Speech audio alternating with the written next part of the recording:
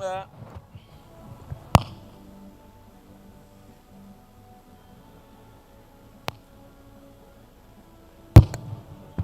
Check two. Bayo. Live on.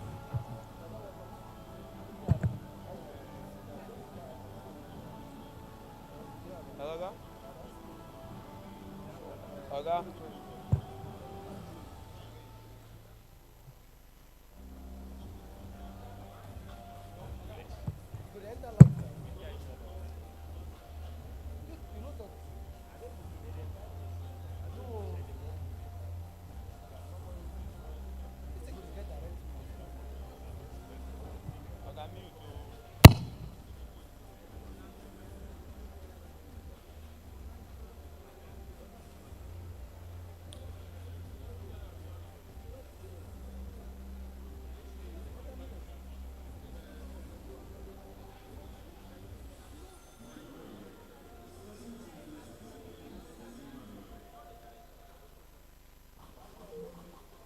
Distinguished ladies and gentlemen, please let's come in and take our seats. And if you can hear me from outside, please come in and take your seats. Most of the governors are on their way. I understand the Bauchi State Governor, Ekiti State Governor, Sokoto State Governor.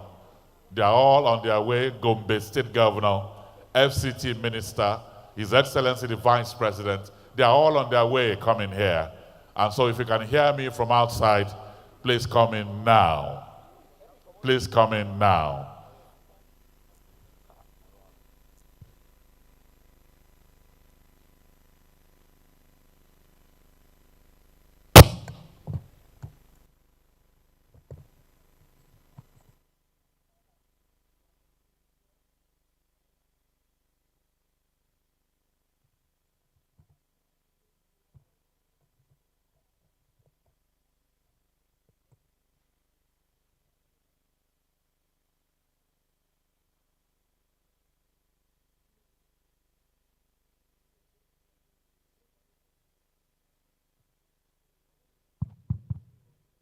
Hello.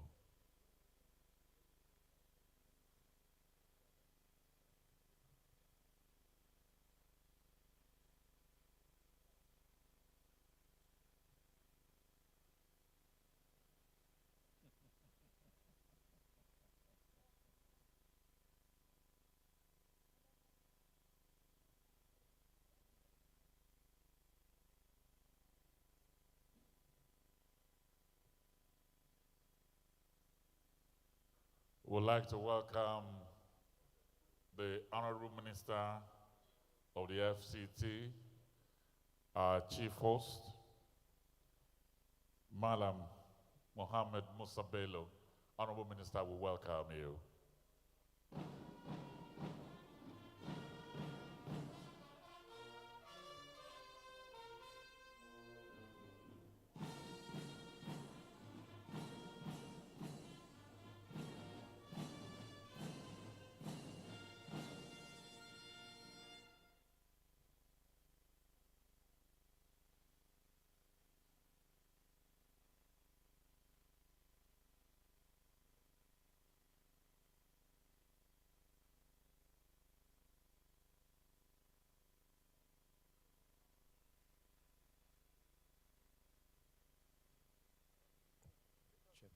Check two, 1 2.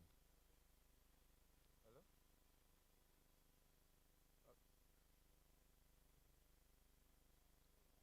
Check two, 1 2. Don't don't know it. Hey now, I don't feel the podium now.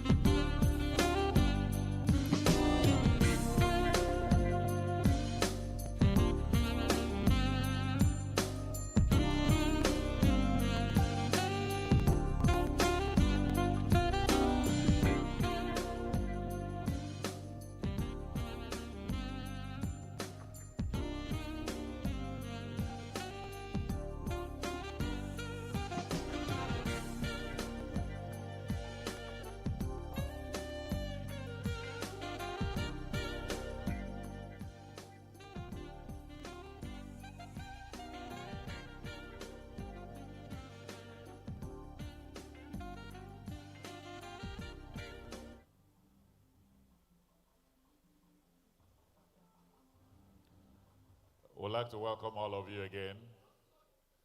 For those that are still outside, please come in. This event will start as soon as possible, as soon as His Excellency the Vice President walks in. Like I told you, we already have the Honorable Minister of the FCT, and we have confirmation that Excellencies, the Governor of Sokoto State, the Governor of Ekiti State, the Governor of Gombe State, the Governor of Bauchi State, will all be here. In fact, they're already on their way, all of them. And so once they come in and His Excellency, the Vice President steps in, we will start. So if you're outside, please come in, take your seats. This event will kick off in a few minutes.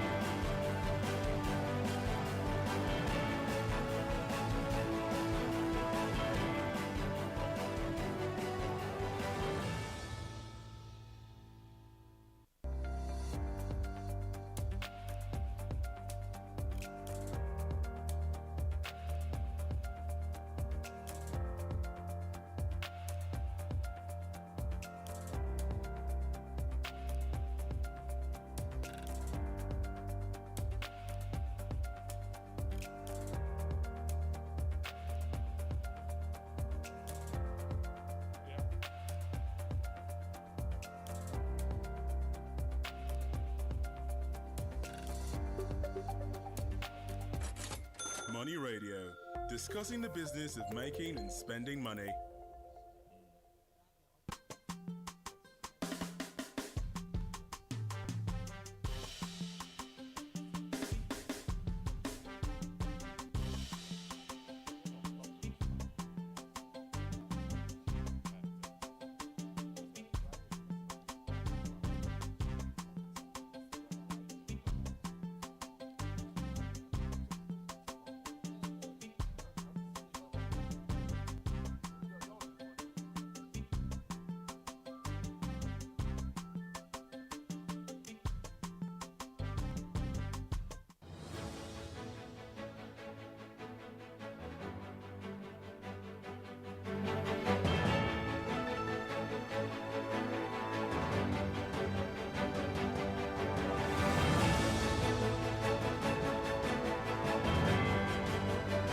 Your Excellencies, distinguished ladies and gentlemen, we also like to welcome here His Excellency, the Governor of Sokoto State, Right Honorable Aminu Waziri Tambuwal. Your Excellency, we welcome you. Also here, Dr. Abubakar Yunusa Ahmed, Member representing Yamatu Doba Federal Constituency in Gombe State is here. Honorable Mela Victor Danzaria representing Biliri and Balanga Federal Constituency, also from Gombe State, they are also here.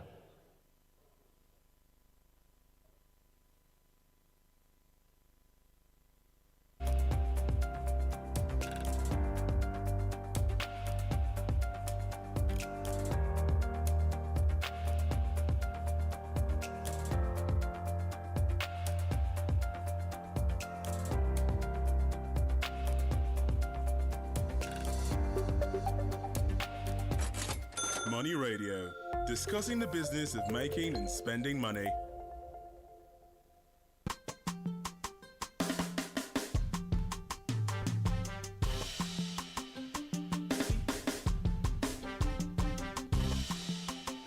It don't look like this.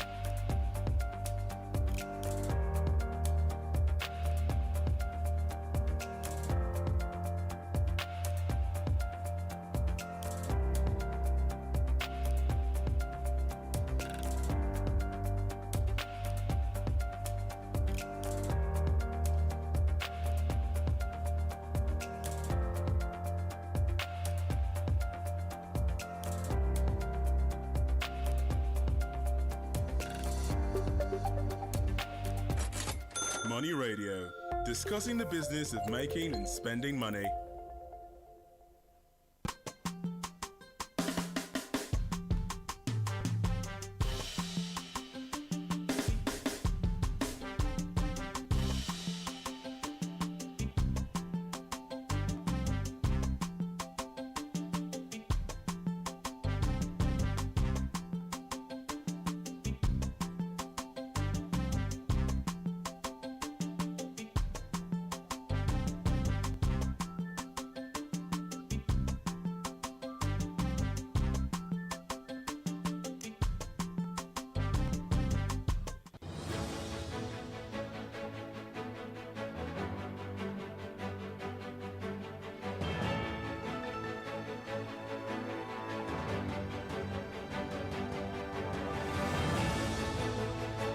Again, let me welcome all of you.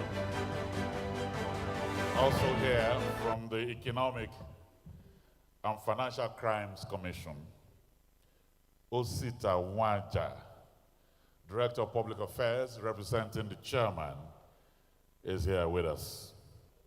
I'd like to welcome you.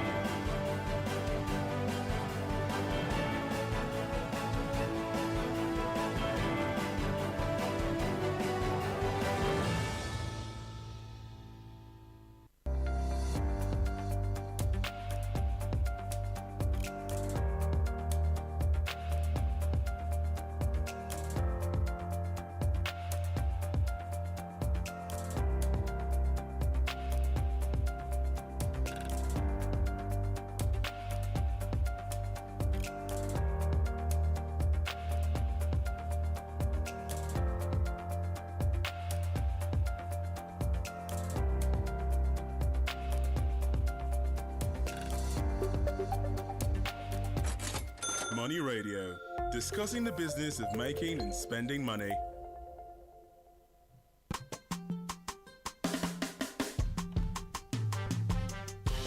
We also have here, representing the GMD of NNPC, Malam Melekari, Mrs. Aisha Farida Katagum, the Group Executive Director of Services. And we also have in here providing the pillar of support, the GGM Group Public Affairs Division, Mr. Garubuddin Mohammed. They are here representing the GMD and NPC. We welcome you. Welcome you.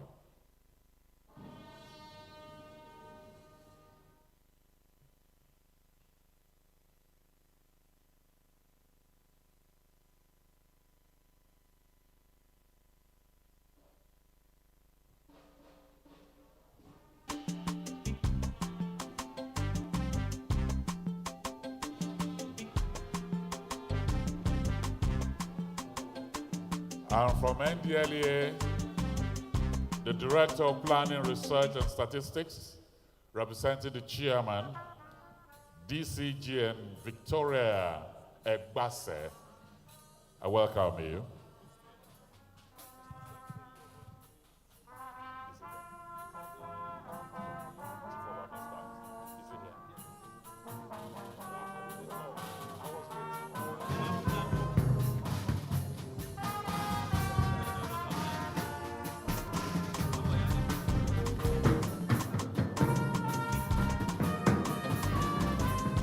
And the Chief of Army Staff, Lieutenant General Farouk Yahya, is represented here by the Director of Army Public Relations, Brigadier General O. Wanchukwu.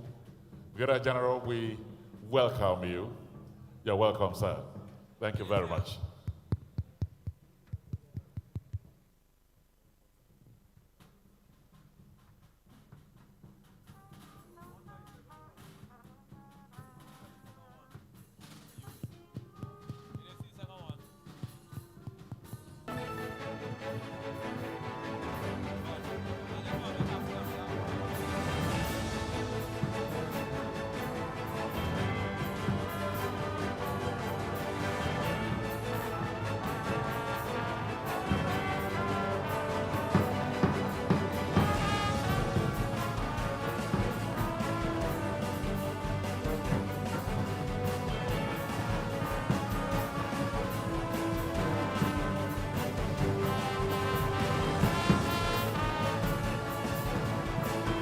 Like I said earlier, please, all that are outside, please come in. I understand His Excellency, the Vice President, is on his way, and all the other governors are also coming.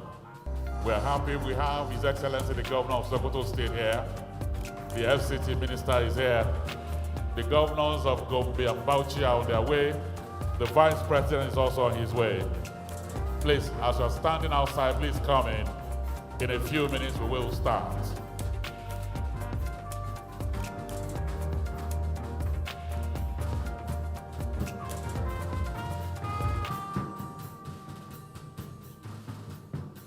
Let me welcome Alhaji Aminu Hamayo, Honorable Commissioner of Budget and Economic Development, Bauchi State, Honorable Modibu Abukadri Ahmed, Honorable Commissioner of Finance, Bauchi State. You're welcome.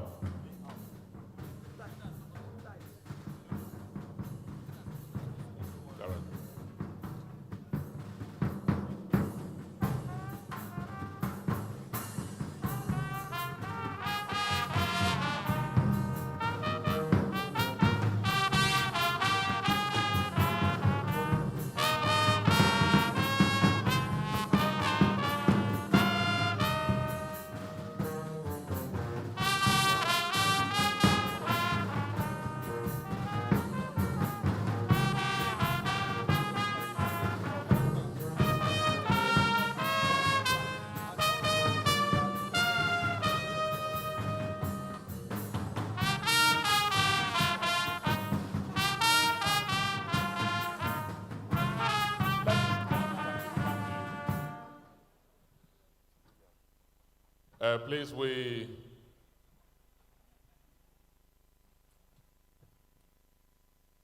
We have a wallet here. In case you are looking for your wallet, I have a wallet here.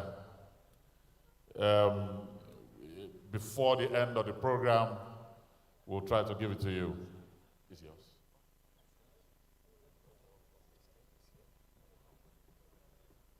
Yes.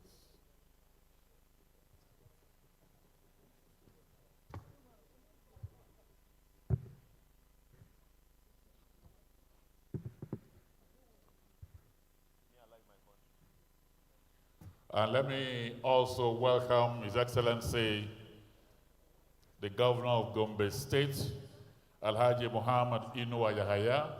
Your Excellency, I welcome you. I welcome you very, very happily. You're welcome.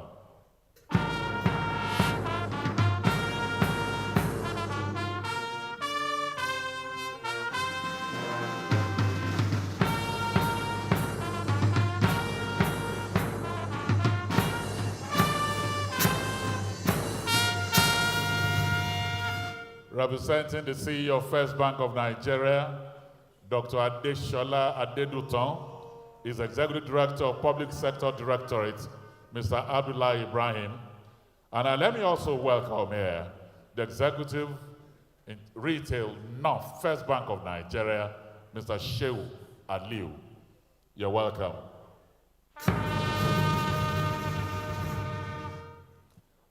Agoron Ganiu Aliu, Alao, Deputy Director of Public Enlightenment, representing the Director General, NAPTIP, Dr. Fatima Waziri Azi. I welcome you.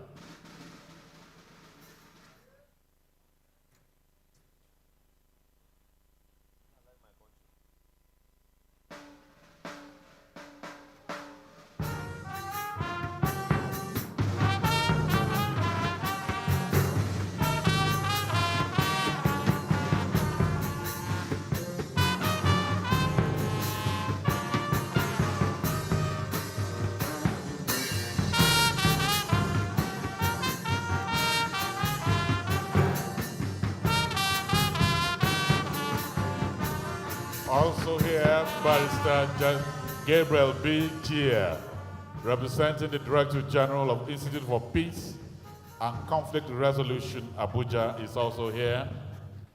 Let me welcome our Father of the Day, the Royal Father of the Day,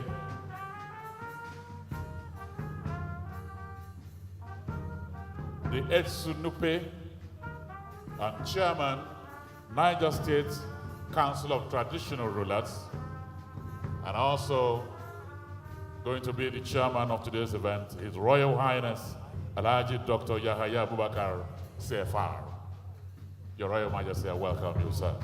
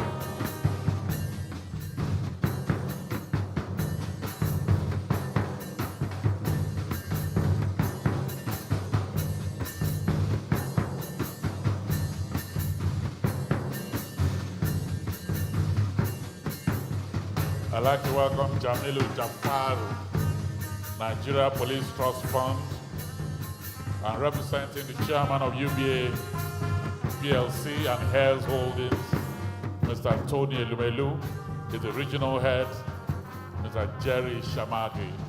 I welcome you.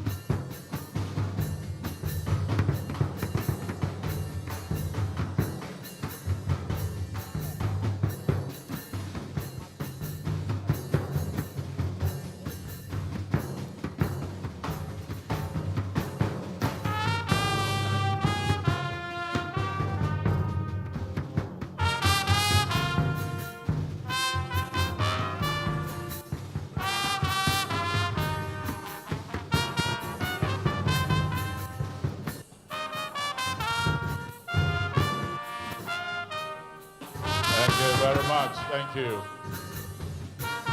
Your Excellencies, distinguished ladies and gentlemen, let me quickly announce that His Excellency has a day really fully booked. He has several engagements today, but so he'll be breezing in and breezing out later. As we expect His Excellency, the Vice President of the Federal Republic of Nigeria, he's taking out time from his very, very busy schedule to be here with us this morning. And so he'll be coming in quite briefly and leaving us later.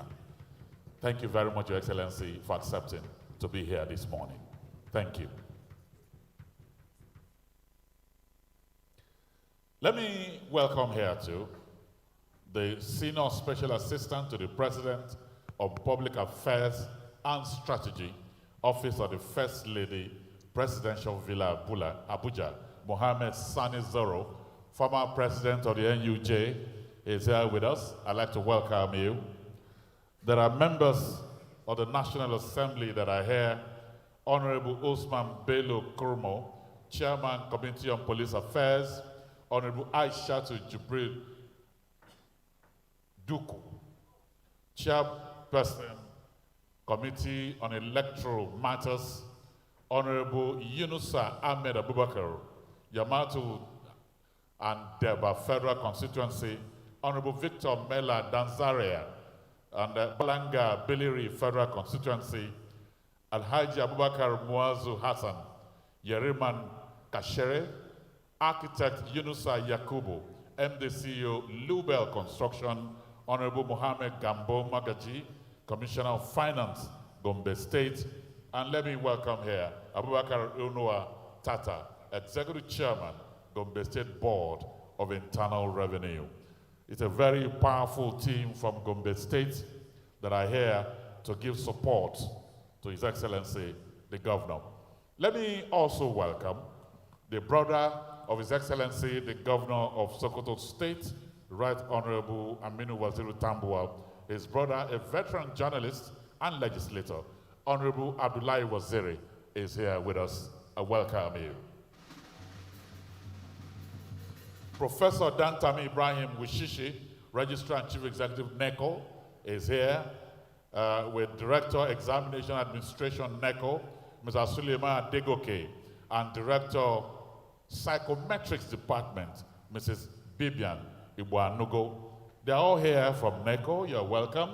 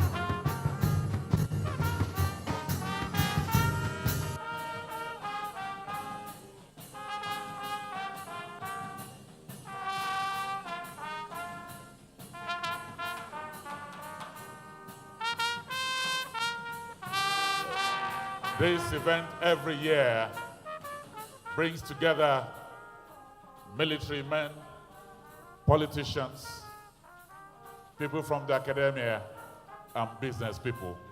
Let me welcome a frontline businessman, Mr. Thomas Etu, is here with us. Some of those people that are supporting and ensuring that leadership continues to hold this award every year.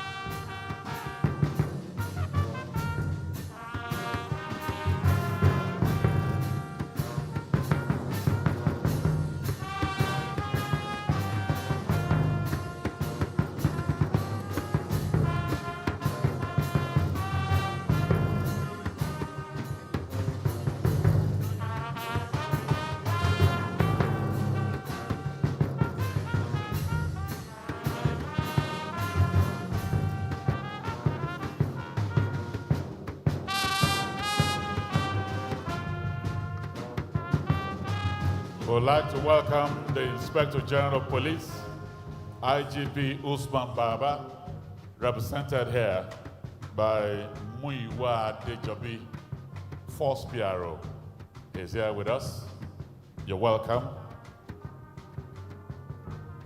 Like I said, for those that are still standing outside, security, let them come in. His Excellency, the Vice President, will soon be here, and this event will kick off in earnest.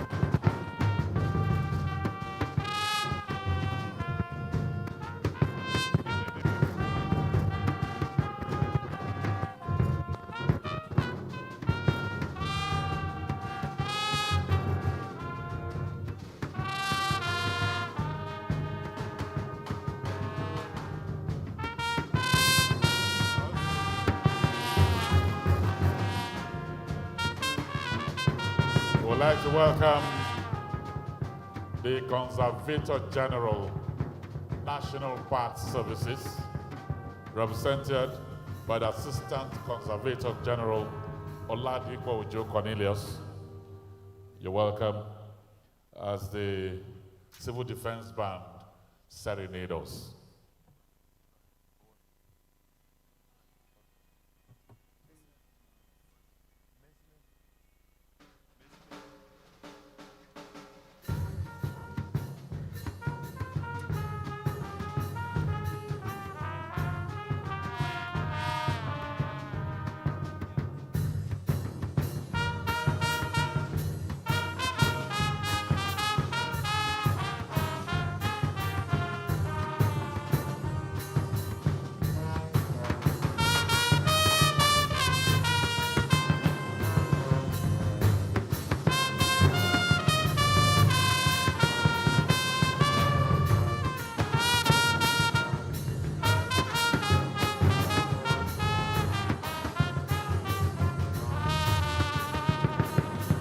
Let me welcome Bishop Edwin Jeremiah of the Praise Church.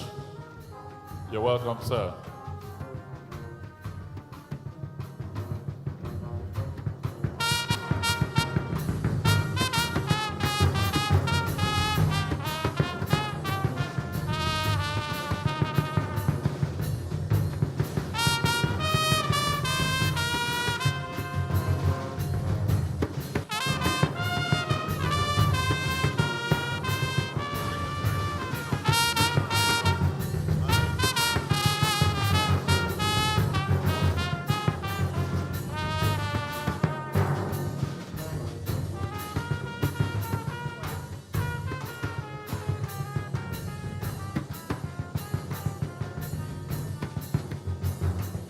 Deputy Commander Henry Ogundayo, Head National Traffic Radio, representing the Corps Marshal Federal Road Safety Corps, and also here the Director General DMO, Ms. Patience Oneha, is represented here by Anna Mamodu and Henry Bayeri.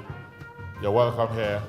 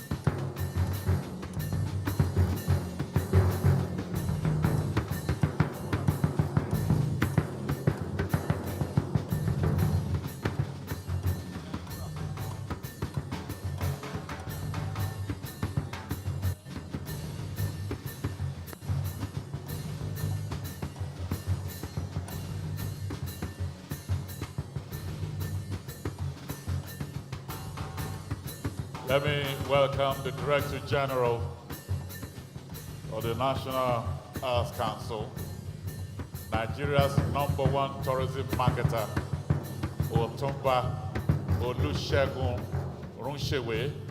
You're welcome here. You're welcome.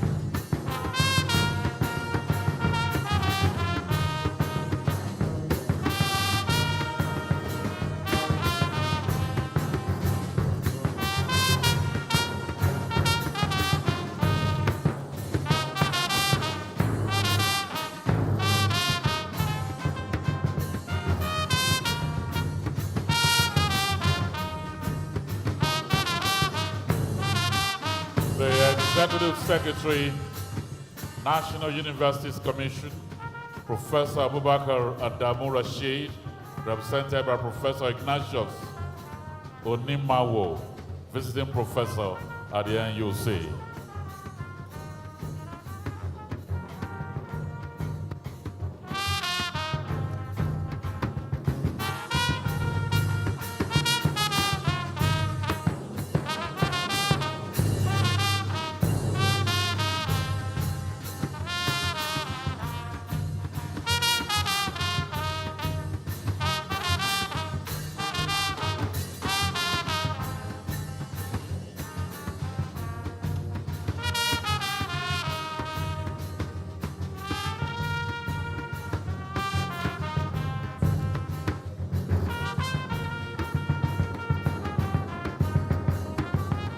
Please, shall we rise now to welcome His Excellency, the Vice President of the Federal Republic of Nigeria.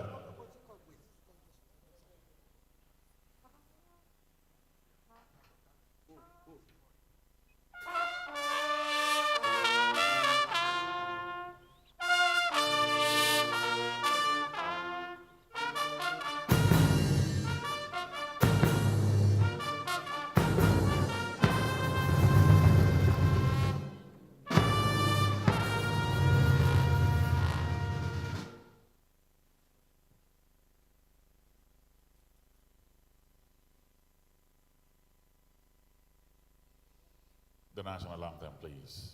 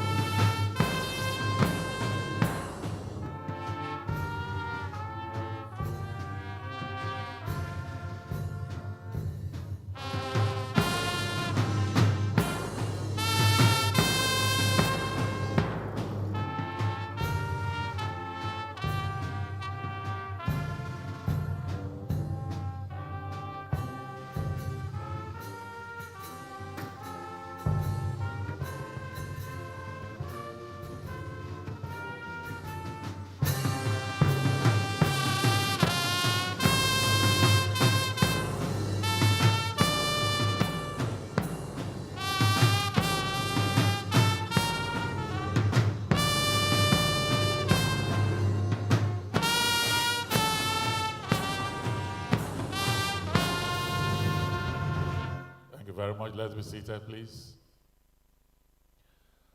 Your Excellency, the Vice President of the Federal Republic of Nigeria, Professor Yemi Oshibajo, GCON, SAN. Let me welcome Your Excellency, the Governor of Gombe State, Alhaji Muhammad Inuwa Yahaya. Let me welcome the Chief Host, the FCT Minister, Mala Mohammed Musa Bello. Also here with us, I'd like to welcome His Excellency, the Governor of Sokoto State, Right Honorable Aminu Waziru Tambuwal. I'd like to welcome the Chairman of the Leadership Group, Mrs. Zainab Nda Isaiah. Let me welcome the chairman of today's occasion and the chairman of the Niger State Traditional Council and the Esunupe, our royal father, His Royal Majesty Highness Alhaji Yahaya Abubakar. I'd like to welcome the representative of the Chief of Army Staff, all the members of the National Assembly here present. Let me welcome all the DGs.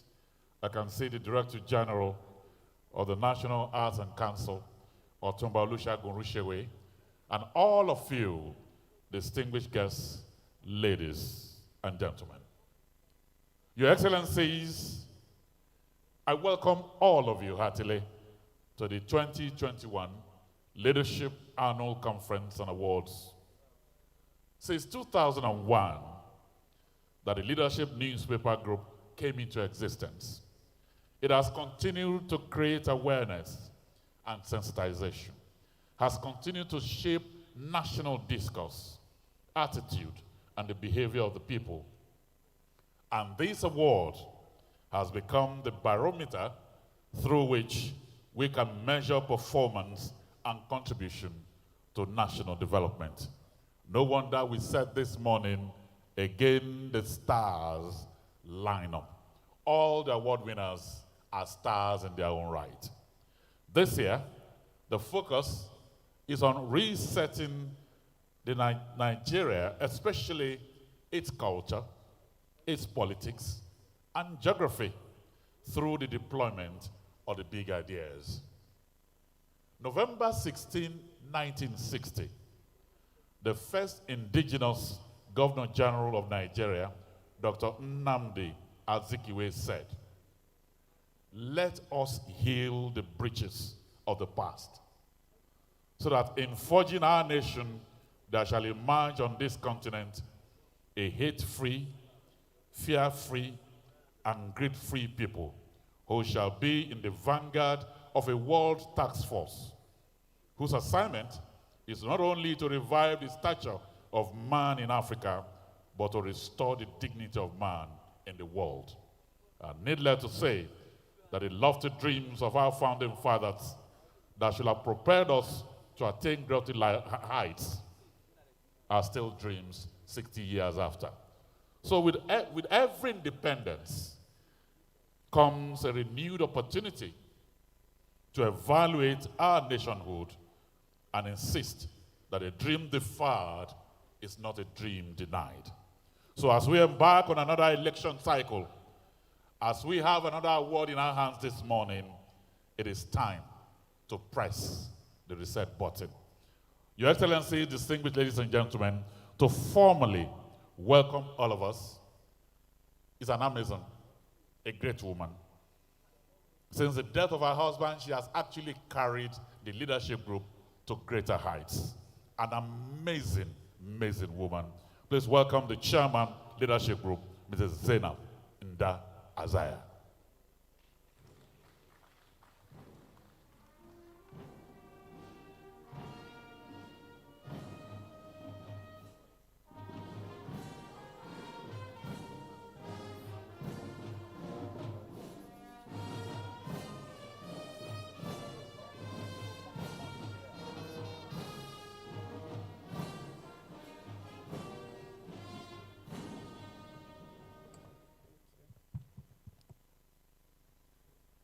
A very good morning to everyone seated here.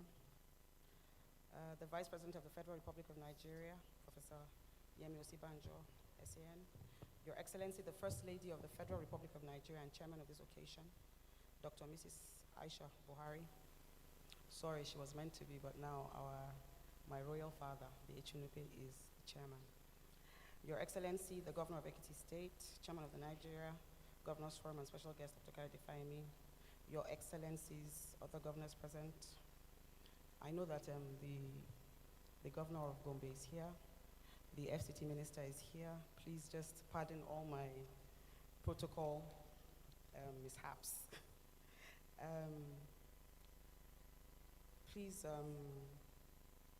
heads of government institutions, departments and agencies, members of the diplomatic corps, my Lord Spiritual and Temporal, members of the Advisory Board of Leadership Group, awardees and special guests, members of the press, ladies and gentlemen. About 8 months ago, specifically on September 9th last year, I had the singular honor to welcome you all to our last conference and awards. It's quite amazing how time flies and the amount of change that can happen in such a relatively short time. On a personal note, I had just taken the helm at the time after the passing of the founding chairman, my husband, Sam Nda Azaya. That year, I wasn't a part of the selection process of recipients of the 2020 awards, a process which my husband personally supervised on November 2nd, 2020, before he passed on 39 days later. My job at this forum 10 months later was simply to lead the management team to continue running with the vision of my husband, for whom this conference was always a special event. The 2021 selection was quite unique for me. For the first time, I participated in and chaired the process for the 2021 awards. It was literally an eye-opening experience. The selection panel, comprising both members of our advisory board, senior management staff, and journalists on the beat, brought insights and perspectives to our debates. The discussions, which went on for some time, were quite robust and often laced with concrete examples and seeming proof about why this or that nominee was deserving or not. The process was rich, very passionate, and quite intense. I remember when it was my turn to mention the names I had up for nomination. And when I was asked why I had chosen a certain nominee, my response was simply, because I like him. He looks like a nice person. He looks like he has integrity. He sounds like he's honest. And he seems genuine. I guess I wasn't stopped from going any further with my part of the discussion simply because I am chairman. Being chairman has some perks, I guess. Needless to say, everyone had to have their very strong reasons for why they had chosen their own nominees as well. It was a no-hold-barred discussion. That thorough and painstaking engagement has produced today 22 awardees who have earned their crystals and their place without soliciting or lobbying for it. I am quite proud to have been a part of this process. On this note, I congratulate all the recipients, their families, friends, and well-wishers. Apart from what I learned from participating in the awards, I have also learned a few other things in the last 15 months since I succeeded my husband. I have seen the impact of data. I have learned to some point the value of accurate data and information. And I have also seen firsthand the impact inaccurate and false information can have. It has become clear that information is gold, and if properly mined and deployed to solving problems, could be of great advantage to us all in our personal affairs, businesses, community, and nation as a whole. I have seen firsthand the tremendous impact and power Nigerian media has. Mr. Azu, the editor-in-chief, is always at the receiving end of happy or irate persons whose stories are featured. I can see with growing understanding that the media space today is more diffused and differentiated, though global ownership trends appear to be converging in a few powerful hands. In my journey so far, I can now appreciate the saying that the pen is mightier than the sword. Well, these days, the pen is mightier than the gun. In my journey so far, I can now appreciate the saying that the pen is mightier than the gun. With this understanding, I have come to realize that the great weight of responsibility that is on those who hold and lead the media space in shaping the news that people perceive and carry about daily, and how such news could have negative and positive impact on whole communities and the nation. The media is not only to call out bad governance, but also to commend when necessary. That I believe was at the heart of our founding chairman's vision for responsive and responsible journalism, even in the quest for good governance. Assuming this current position almost on the eve of 2023, an important election year, has also given me the opportunity of seeing afresh the wisdom in my husband's daily rhetoric, often at the risk of sounding like a broken record, about the importance of leadership. Incidentally, that is why this paper got its name. To modify Achebe, the literary giant, everything stands and falls on leadership. May I humbly urge all those in different positions of leadership, humbly I'm speaking now, particularly political leadership, to remember in the forthcoming 2023 election that there is life beyond elections, a life of accountability to citizens and to God Almighty. Leadership for anyone true to its calling, I think, should be a life of service. On another note, my husband would have been 60 on May 1st, 2022, a few weeks back. In honor of his memory and legacy, the Sam Menga Isaiah Foundation, which he founded, will be retooled, so to speak, to have impact in specific areas where we believe he was most passionate about. The foundation will have a flagship project, the Big Ideas Fund, that will strive to empower and support young people committed to creativity and innovation, with the heartbeat to birth transformational change in their communities and in the nation for our collective advancement into the 21st century and beyond. The intention of the foundation will be to provide grants and scholarships for such courageous young people to help them incubate, nurture, and execute their vision. The full plan for this foundation and specific details will be unveiled in due course. Once again, I want to thank our partners, sponsors, my family, my children, who are my personal cheerleading squad, as well as friends and well-wishers for their support from the day leadership started when my husband started, to the day my husband passed, till date. But for you and God's extraordinary grace, we would not be here today. I certainly wouldn't be here today. Please accept my gratitude. Finally, I congratulate the awardees and welcome you to our elite and cherished hall of Leadership Award winners alumni. I pray that you will stay true to the ideals and work that gave this honor, and that you will remain worthy of this recognition and continue to inspire and inspire and inspire. I welcome you all again. God bless you and bless our nation, Nigeria. Thank you all.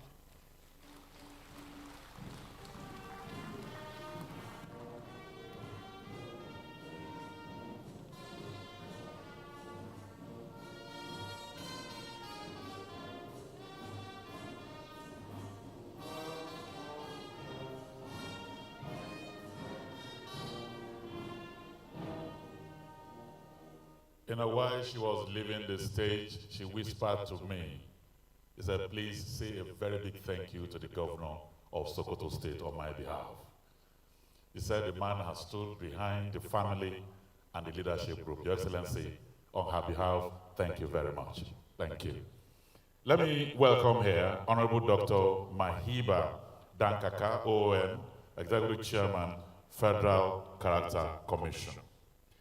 Your Excellencies, distinguished ladies and gentlemen, it is said that if your actions inspire others to dream more, to learn more, to do more, and become more, you're a leader. And our next speaker is such a leader.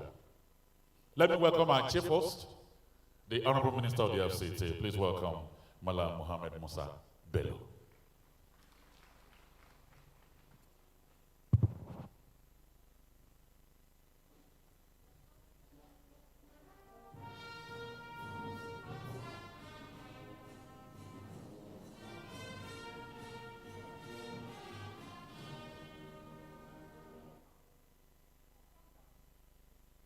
Excellency, the Vice President, Federal Republic of Nigeria, Professor Emio Sibanjo, Senior Advocate of Nigeria.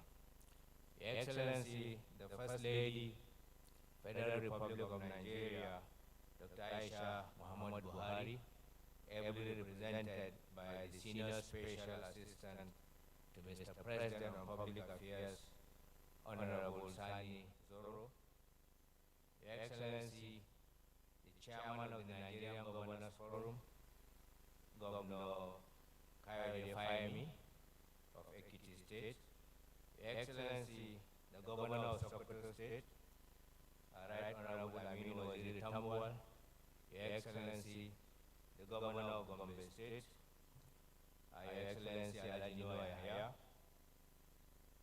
members of the National Assembly present here today, our Royal Father of the Day, the Chairman of the Leadership Group, Mrs. Zainab Bindai Shaya, and all the entire members of the Leadership Group management team, representatives of the security agencies, distinguished invited guests, captains of industries, ladies and gentlemen.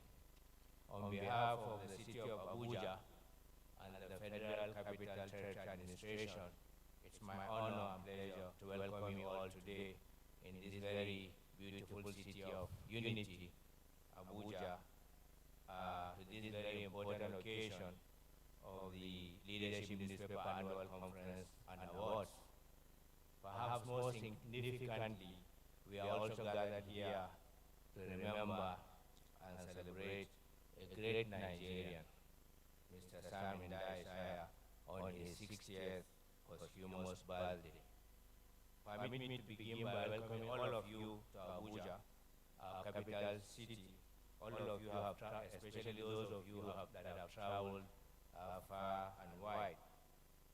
Distinguished ladies and gentlemen, Your Excellencies, the annual Leadership Conference is one of the most anticipated social discourse events dedicated to ensuring good governance and general well-being of the Nigerian populace. And that's why in Abuja we feel highly proud to be hosting this conference annually. In the same vein, the Leadership Award has grown to become one of the most coveted and valued recognitions in Nigeria, as it has, in its court of honor, highly respected Nigerians who have distinguished themselves in their various fields and areas of expertise. Our late friend and brother, Sam Isaiah, a man of great vision, conviction, strength of character, and above all, big ideas, has indeed started a revolution of thinkers and great minds in our country with this annual conference, and it is quite heartwarming to know that his legacy is being sustained through it. Distinguished ladies and gentlemen, the theme for this year's event, which is Resetting Nigeria, Culture, Politics, Geography, and the Role of Big Ideas, is not only germane and timely, but is very consistent with the concerns about our country as expressed by late Sam Isaiah. Judging from the track records, public standing, experience, love for country, and intellectual capacity of our speakers today, I have no doubt that a robust discourse will ensure from this convergence, which will add positive value to our collective quest for building a better Nigerian society.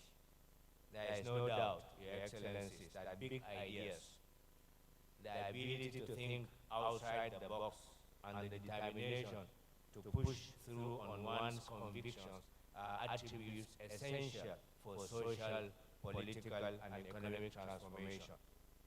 For instance, the founding fathers of the Federal Capital Territory in 1976 had big ideas, never wavered in their convictions, and pushed forward their patriotic agenda. And today, they bequeath for us a beautiful capital city, which is a center of unity for all of us. It is my fervent hope that this process and the awards given will continue to spur our awardees and all Nigerians to think big and to move forward so that we collectively will make our nation the nation of our dream. On this note, I, on behalf of the city of Abuja and the Federal Capital Territory, have the honor to welcome you all to this very important occasion. Thank you very much. Thank you, Honorable Minister. Thank you.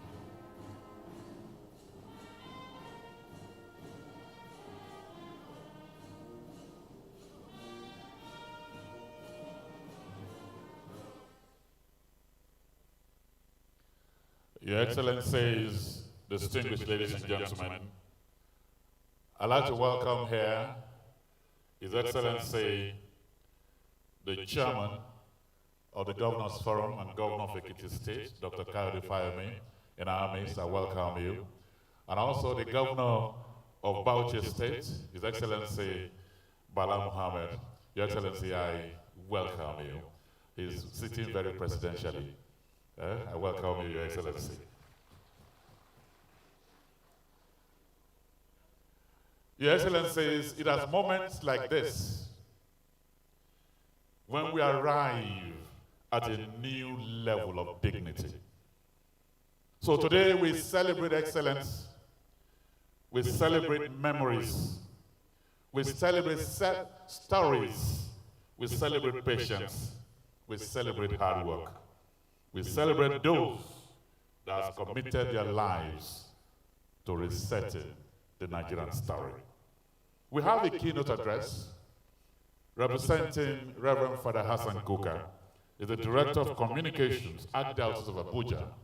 And because we want to keep within the time of His Excellency the Vice President, we have also appealed to him to make his keynote address very short. Let me welcome here Father Patrick Alumuku.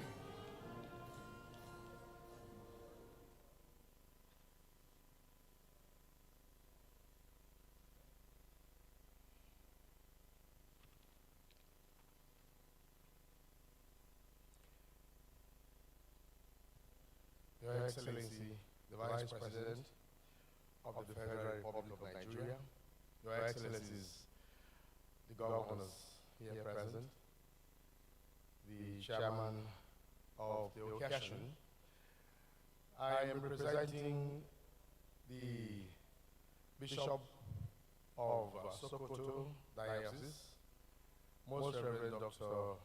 Matthew Hassan Kuka, who, for reasons which are fairly clear, is unavoidably absent at today's event. He has asked me to send very special greetings to everyone at this occasion and to relay the fact that his mind and heart are here with us. He has sent a very well-written paper. He meant to do speaking points when if he was going to hear, but since he had to be away, he has written a very thorough paper which I will read, and I will read according to his mind. And I think it will be as shortly as I can. So, the paper is entitled Resetting Nigeria, Culture, Politics, Geography, and the Role of Big Ideas. All happy families are happy in the same way, and all unhappy families are unhappy differently. Anna Karenina, a quotation from Anna Karenina. On paper, the themes of culture, politics, and geography make a rather combustible mix. They are central to and constitute the three pillars around which geopolitics or power politics hang among nations, between nations and against nations. How these three themes mix largely determines what the role, if any, big ideas can in any given society play. How they are managed or not managed, how they are understood or not, decides where a nation or state stands in the community of nations. I will divide this paper into three parts. Part one will, by way of introduction, try to define the key words and then place them in the context of our lecture. Part two will look at the debate around culture and politics of identity. Part three, by way of conclusion, we look at the notion of big ideas and seek to understand the extent to which the Nigerian environment deters or facilitates the growth of big ideas. Culture, politics, geography, definitions and conceptual clarifications. It might sound like an exaggeration to say that culture is so pervasive in human life that it is in everything that we do. It defines who and what we are, how we see the world, and how we imagine our role in it. It defines how other people see us in relation to them. Culture defines us from birth to the grave, the way we are born to the way we are buried when we die. It accompanies us, defines and refines us, and it is a mirror through which our lives and relationships are defined. The dictionary definition of culture refers to words such as ideas, social behavior, customs, and so on. And today we hear of culture in relation to the arts and entertainment and other forms of social conduct among peoples. From the original meaning of both its Latin and French concepts, the culture or the world culture derives from the Latin word cultura, which means growing or cultivation. However, in relation to its current use today, culture covers the way we eat, the way we dress, the way we speak, the way we act, socialize, marry, work and interact, and so on. Culture in this context is perhaps morally neutral and even subjective in the sense that through interactions with others, cultural sensibilities elicit different reactions and attitudes, sometimes leading to incorporation of co-optation. Thus, when we talk of a cultured person, we are talking about manners and about intellect. And thus, as with beauty, culture could be said to be in the eyes of the beholder. Or, as we say in street parlance, one man's food is another man's poison. If cultures define who we are, and if who we are is based on our local experiences, then what happens when we move out of the immediate environment? In real life, when two cultures encounter one another, cultural contact, something must give way, depending on the nature of the encounter. If cultural encounters occur in war, as in British, Spanish, or French colonialism, or a religious war, a jihad, the conquered often end up adopting a new language, a new food taste, a new attire, a new literature of faith. If the encounter is by social interaction, such as through trade, migration, or marriage, then we could see the influences in a wide range of borrowed interactions covering names or attires, and so on. Now, the dictionary defines geography as the study of the physical features of the earth and its atmosphere, of human activity, including the distribution of populations and resources and political and economic activities. Geography is a central fulcrum of geopolitics. And geography is fundamental to how nation-states contain or expand their territories. Geography includes earth features such as deserts, such as tropical conditions, such as rainforests, or rivers or mountains, or lakes or seas. In a way, buried in the womb of geography are resources around which national conflicts have to revolve over time. It is geography that has driven colonialism, and today it also drives global politics and financial markets. On the shoulders of geography rests the opportunities to be rich or to be poor. The Geographical Society of London was founded in 1830 and laid the foundation for colonial expeditions. This was well before the famous Berlin Conference of 1884, which built on the various discoveries of resources around the world. On February 5th, 1885, King Leopold established what he called the Congo Free State and went on to sponsor through loans from his country one of the most brutal economic ventures notorious for its inhumanity. The colonialists deserve commendation because at least they realized that it was important to know the people you are going to engage, and so geography so deployed as tools of reconnaissance with explorers sponsored to bring back information. Once you knew this much about the character of the people and their geography, you realized that you could take over their land by offering them cheap gin or mirrors and so on. The society heavily invested in, funded and sponsored those early explorers such as Charles Darwin, David Livingstone, or Morton Stanley, or Bishop Ajayi Crowther, and so on. The investments bore enormous fruits, as we know today.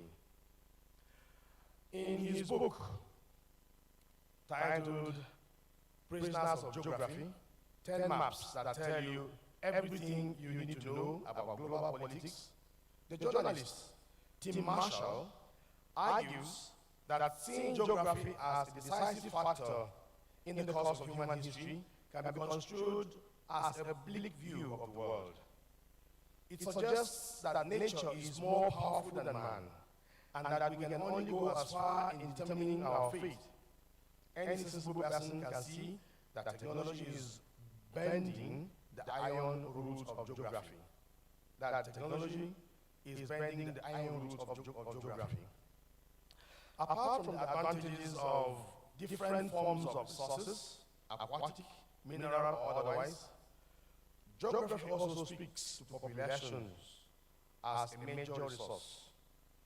However, in the end, it all depends on whether a local elite understands the uses of the resources and can incorporate the relevant investment. This ignorance or sheer intellectual laziness and incompetence tend to feed the appetite of a local elite, which often outsources its duties to foreign multinational resources, while they and their nations settle for the pittance through rents. This is the backdrop of the notion of the resource curse spoken about of Africa today. And today, the war between Russia and Ukraine is to a large extent a war over the faith created by geography for both nations. It has been argued that had the Himalaya mountains not separated both China and India, there would have been great incentives for war between these two countries over the years. And so let us turn our attention to the struggle for identity today. The second part of the paper then is globalization, culture, geography, and identity crisis, or identity politics. Globalization has produced a greater sense of urgency and has also redefined both culture and geography. It has turned the world into global battleground for cultural claims of supremacy and domination. Globalization is a subject of its own today, and its all-encompassing nature has impacted almost every facet of our human life. It has infused a sense of urgency in the politics of identity. While the powerful are seeking to extend the frontiers of their cultural domination, less powerful cultures are struggling to defend themselves and their cultural or geographical places.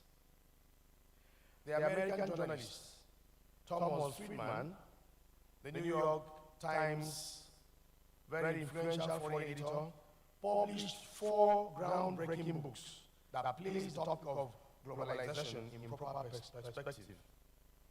The 4 books are The Lexus and the Olive Tree in 1999, Longitudes and Attitudes in 2002, The World is Flat in 2005, and most recently, Hot, Flat, and Crowded in 2008. Mr. Friedman's phenomenal and prodigious scholarship has helped to shape American geopolitical incursions and the extension of its spheres of economic and political interests around the world. He has used his wide experience as a journalist to help prepare America to face the challenges and threats by cultural differences. In this way, America is able to identify and try to address threats, opportunities, challenges posed by friends and foes.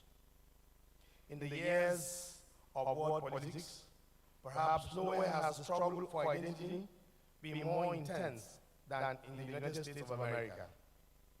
The nature of the establishment of the country, its quest for cultural and geopolitical domination, its complex cultural mix and history have all lent themselves to this reality. Beginning with the wars of attrition to establish the supremacy of the white Anglo-Saxon Protestants versus the Indians who owned the land, so much has happened. Following this has been the layers of slavery and migration, which further added to the layers of oppression and those considered children of lesser God. As the years have rolled by, with education and levels of social mobility among the black people, identity politics has taken a new, even violent turn. Putting these struggles in context is important to understanding that human dignity, human equality and justice do not come in a platter of gold. We will briefly look at these realities to provide a backdrop to understanding how far we have come in the context of the imperfect America, the land of the brave. The most visible waves of identity crisis erupted in the United States in earnest in the 1960s and reached a crescendo in the 70s and 80s as the media created more consciousness and reach. In the course, Africans had moved up from slavery, the title of the biography of Booker T. Washington, to seeking a better deal as citizens. African Americans wanted to be treated according to the provisions of their Constitution and the articles of the Declaration of Independence. The famous Wat Sax concert was organized in Los Angeles Coliseum in 1973 to commemorate the Wat riots which had taken place in 1965 following the arrest of a 25-year-old black man, Marquette Fry, on accusations of drunk driving. Those riots, of course, were ignited by years and years of perceived oppression of the black citizens. The highlights of the concert was not the music of Isaac Hayes, the Staple Singers, or the presence of influential comedians like Richard Pryor, but the rendition of the poem, I Am Somebody, written by Jesse Jackson. In the course of the concert, when Jackson yelled, I may be poor, I may be on welfare, I may be uneducated, and so on, the crowd simply responded, I am somebody. Say, I may be poor. Say, I am somebody. I may be on welfare. They will respond, but I am somebody. I may be uneducated, but I am somebody. This marked a turning point over the struggle for black identity and the subsequent emergence of the fiery Black Panthers from the voices of people like Huey Newton, Angela Davis, and so on. Through the moral tone of urgency by likes of the Reverend Martin Luther King, there was no turning back for the quest for civil rights and dignity for the black citizens. African Americans would continue to struggle for identity, so as to claim their rightful place in every sphere of public life in America. They had landed in America in slave ships without names to be sold like cargo in open markets, where they were simply called boy or girl. They were later elevated and be called nigger, or called negro, or called blacks, or people of color. And African Americans, over almost 100 years stretch, went by different names. Their final destination was simply to be accorded equal rights and to become full Americans. The struggle is still being waged.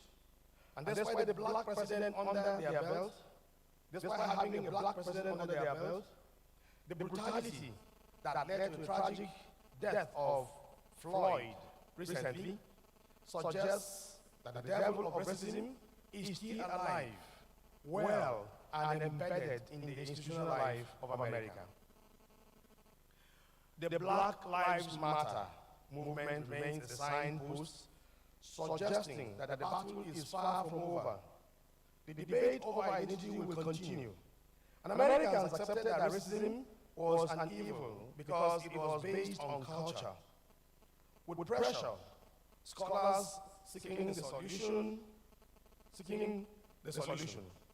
Sociologists developed the theory of multiculturalism.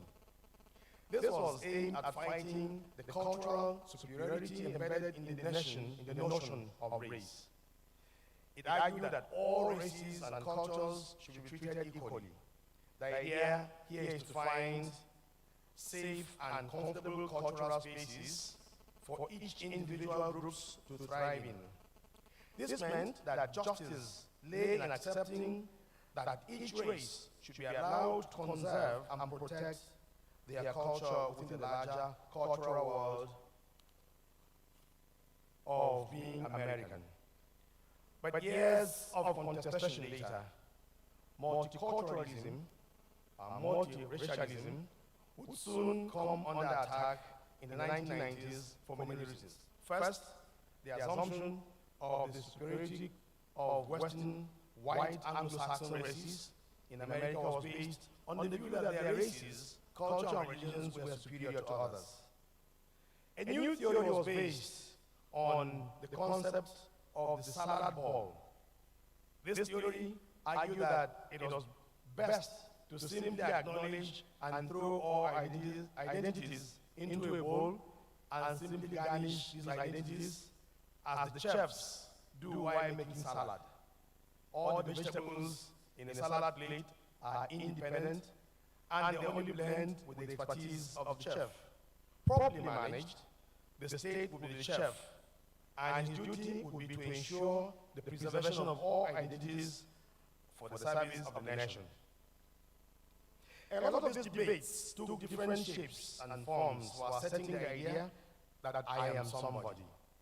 Music, arts, sports were all deployed and helped to ensure appreciation to an extent that the recognition and integration of black people into public life mattered in America.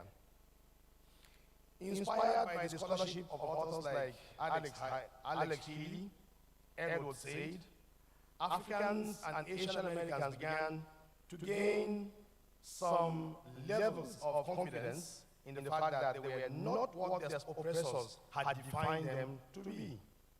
We all recall the impact that Alex Healy's phenomenal work, Roots, the saga of an American family, and Edward Said's Orientalism made on African and Asian Americans. The message here is that what becomes of nations in relation to culture, geography, and the big ideas is another word for intellectualism.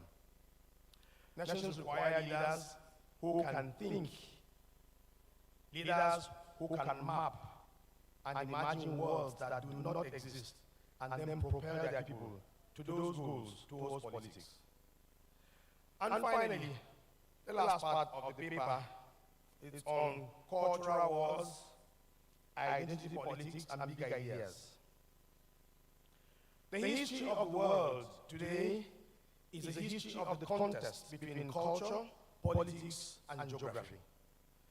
Geopolitics is the interplay between politics and geography as determinants for power.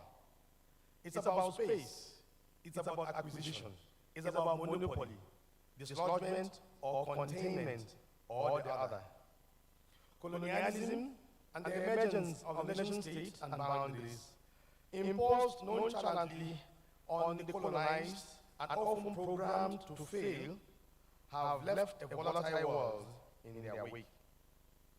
The highest moment that changed our history in the 20th century occurred with the collapse of the Berlin Wall in 1989. What Francis Fukuyama, the American political scientist, referred to as the end of history. Subsequent debates about the future of the world, cast as a clash of civilizations, draw reactions from those who believe that dialogues of civilizations were the solution. Either way, the perennial question still skirts around who has power and who does not have.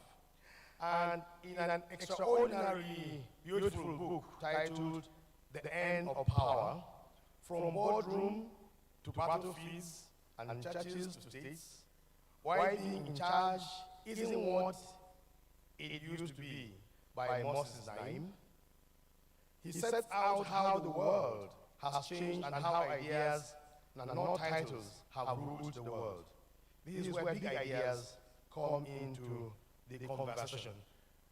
And big ideas is the main point of this particular conference. In my mind, the notion of big ideas is what it says it is, namely, ideas that have life-changing impact on the larger society.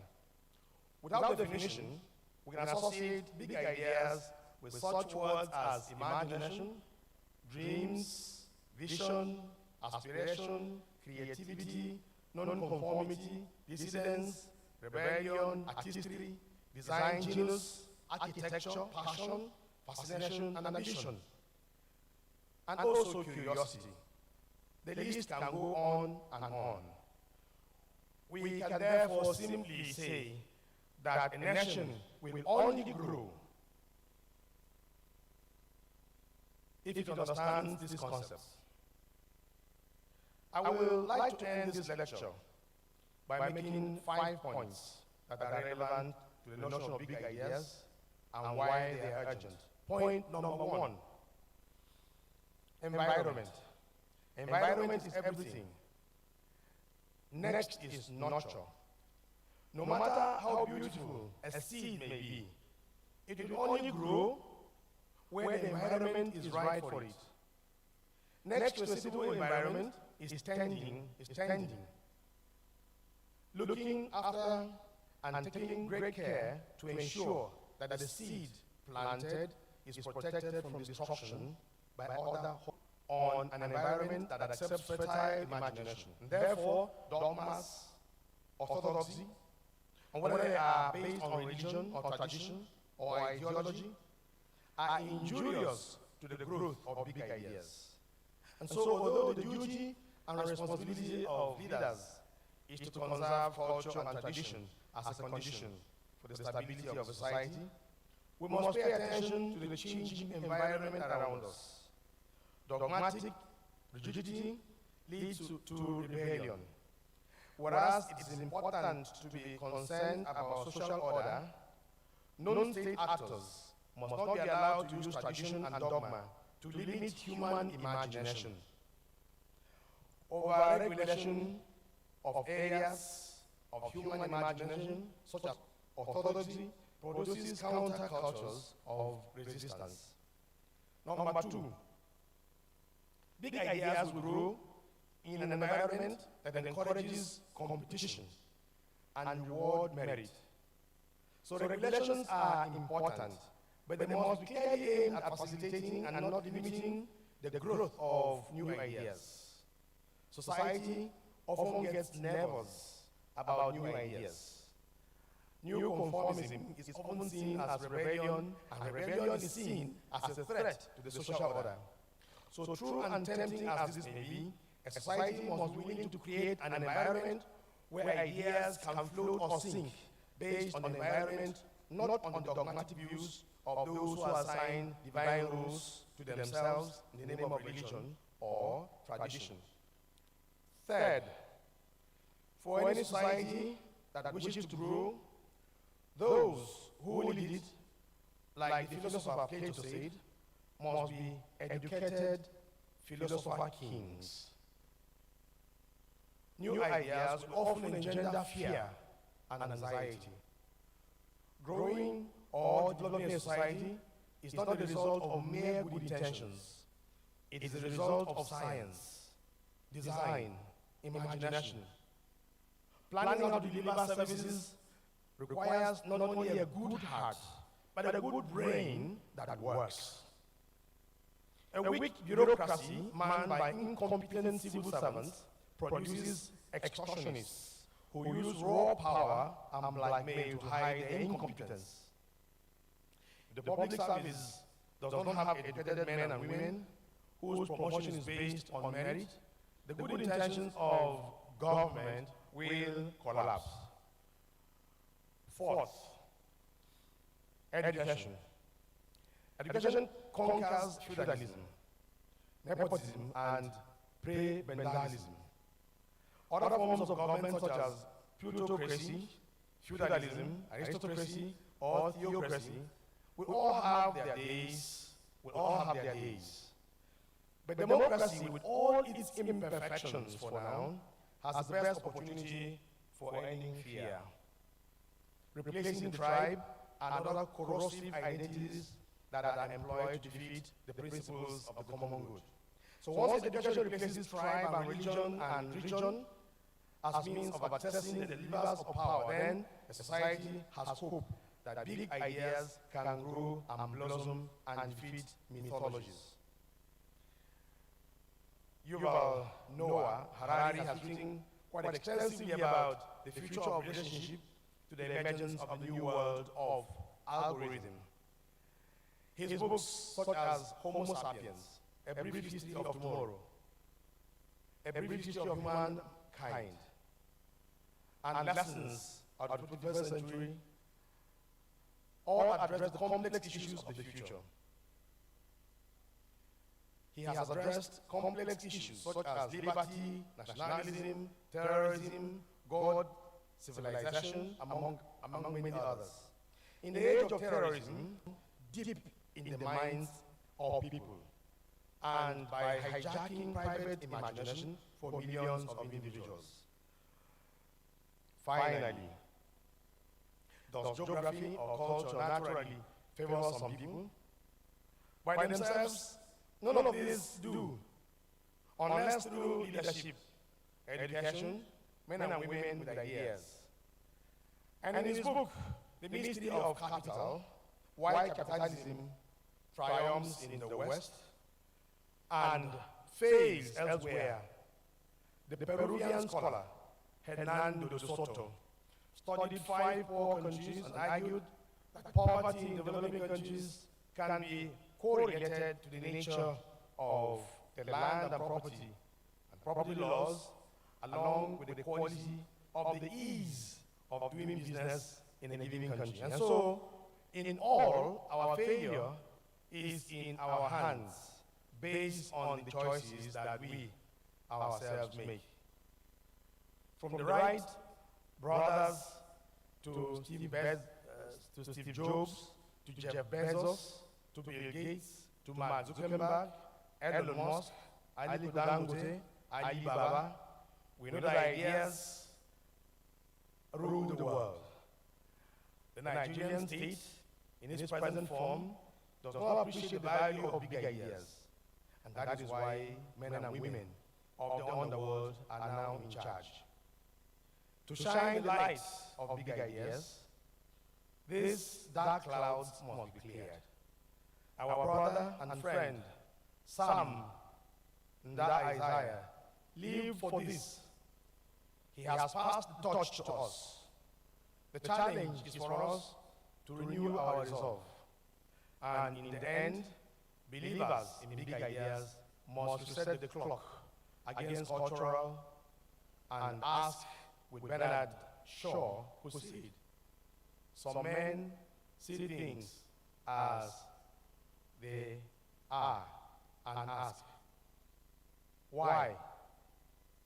I dream things that never were, and I ask, why not? And that's the end of the lecture. Thank you.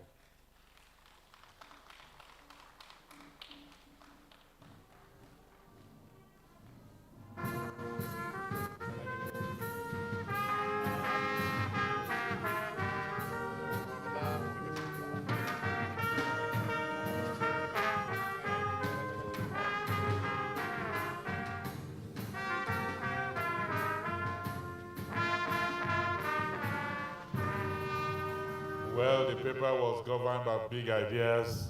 He delivered it in a big way.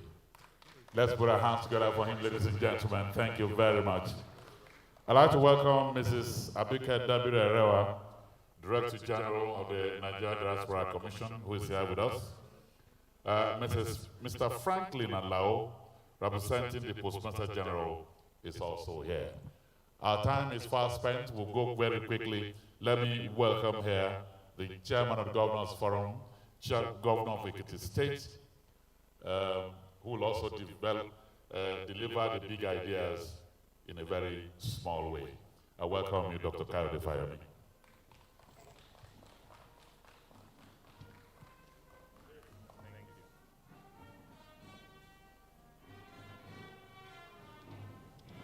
Thank you, our compere, Your Excellency, the Vice President of the Federal Republic of Nigeria, Professor Yemi Osinbajo, GCON SAN, the chairperson of this occasion, the First Lady of the Federal Republic of Nigeria, ably represented, the Chief Host, the Honorable Minister of the Federal Capital Territory,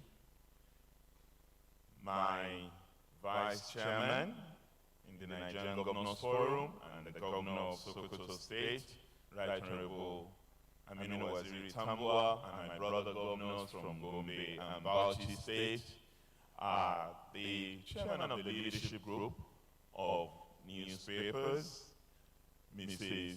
Ndai Isaiah, and board members, the Chief Executive, our Royal Father, Esinupe, distinguished participants, awardees, distinguished ladies and gentlemen.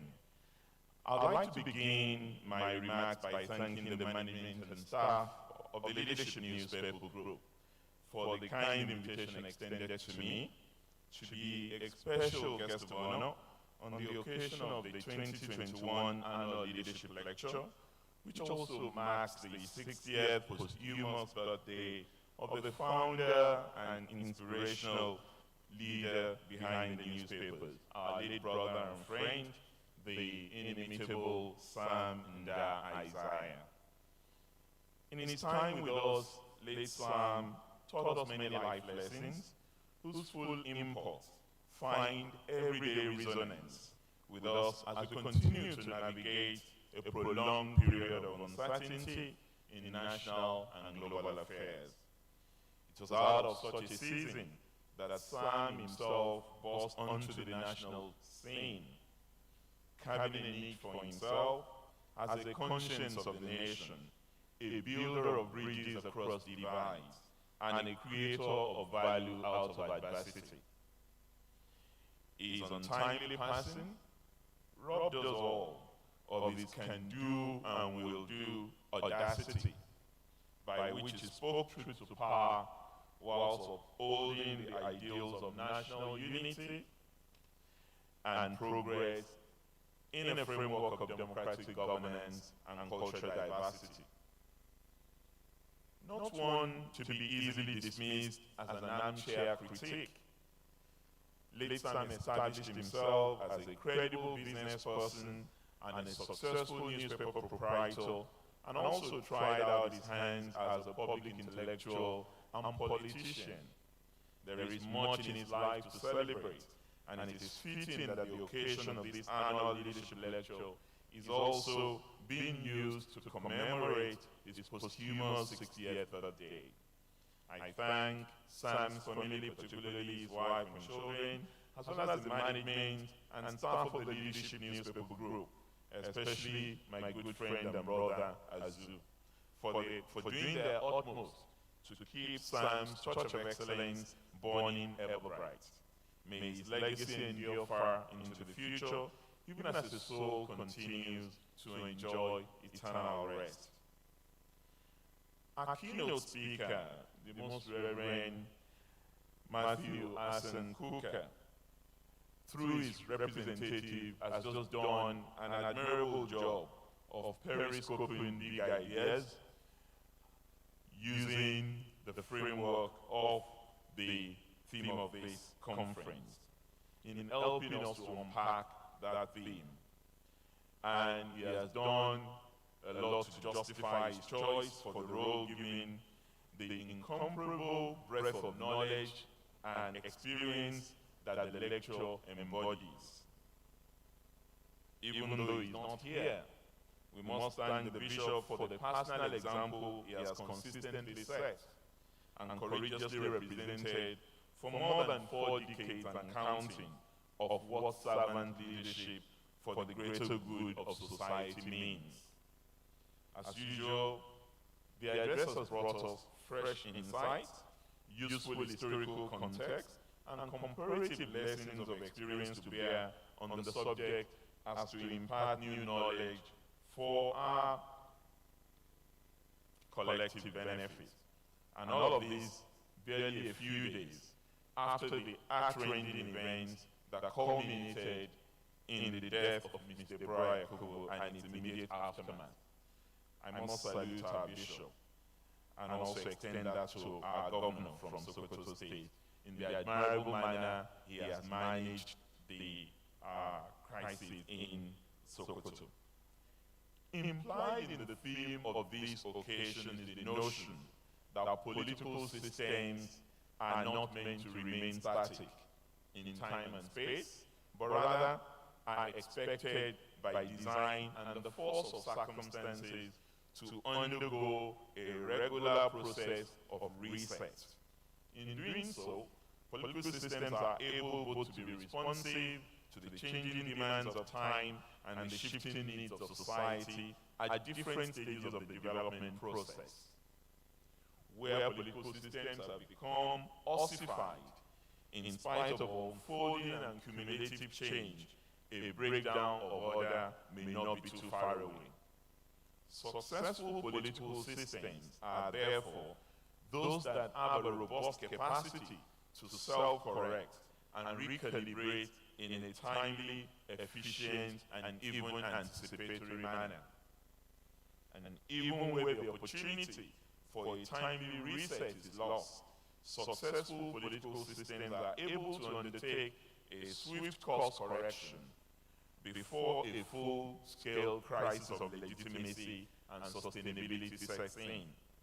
In this regard, there is much to be gained from leadership practices that not only enthrone accountability to the commons, but also nurture a first-hand understanding of the pulse and rhythm of society in all its multiple complexities. There is no gainsaying the fact that our country, Nigeria, is in dire need of an all-round reset, which I have referred to in my own various public engagements as an imperative of national rebirth. This pressing need for a reset is one on which we can all agree. However, I think it is important to remind ourselves as well that in the period since our independence in 1960, we have undergone periods of reset, which resolved some immediate problems for a season, just a season, before exhausting their capacity to tackle new problems that arose. I would like to cite a concrete example to illustrate my point. The creation of states to replace the regional structure on the basis of which independence was ushered in represented an important exercise in recalibrating our federal system. However, over time, a logic of over-centralization emerged, whereby the states comprising the federation have become excessively weak in comparison to the federal center. Changing conditions have produced an objective demand for a new reset to correct the challenges that have emerged. And the correction called for spans the political, economic, geographic, territorial, and cultural. The import of the foregoing is, as I noted earlier, that reforming a political system is a permanent work in progress. And for the reforms to be of a nature that build on the progress we have made as a people in our journey of nationhood, leaders must ensure that they do not translate these into exercises in which the baby is thrown out with the bathwater. To put it another way, the overarching purpose of recalibration of a political system, such as must happen on a periodic basis, as permanent decimal in the equation of nation building, is the advancement of a shared quest to build a more perfect and sustainable union, and not the hobbling or outright destruction of the union itself. And as I often say, to remake Nigeria, we don't have to unmake Nigeria. Proceeding from my view, which I know many here also share, that despite our multitude of problems, our unity and cohesion remains our best pathway to achieve the greatness for which we all yearn. I would like to suggest that there are many domains of the national reset which we need to pay much greater attention to than we have done.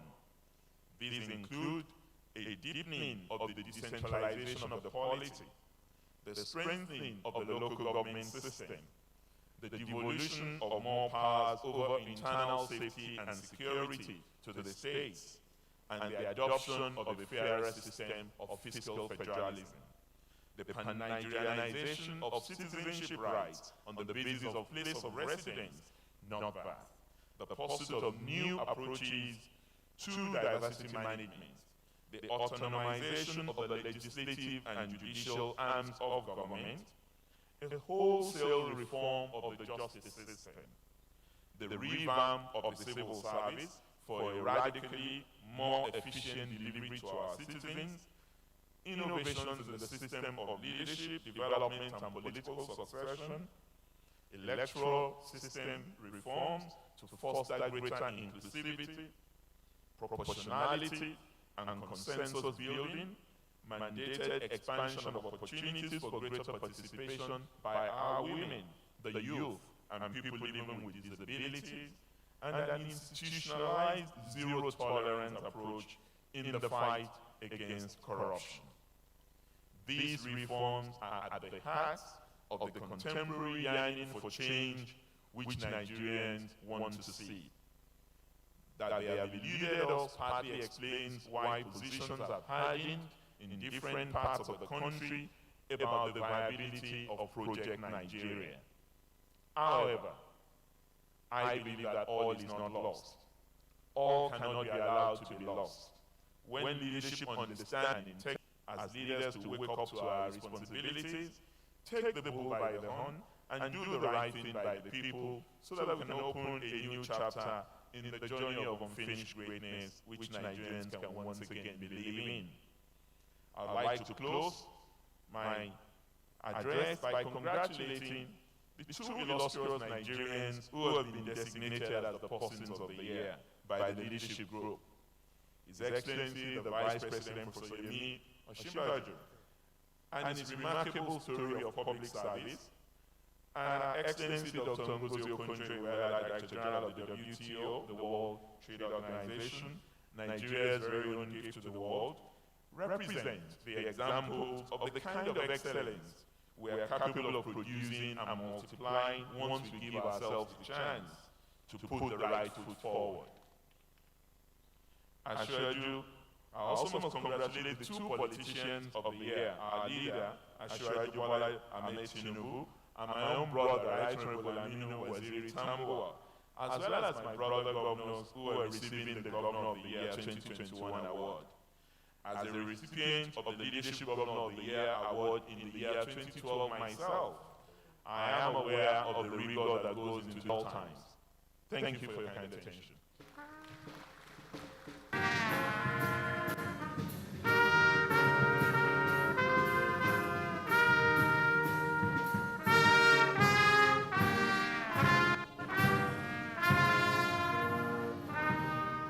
Thank you very much, the Civil Defense Band. Let me welcome the group.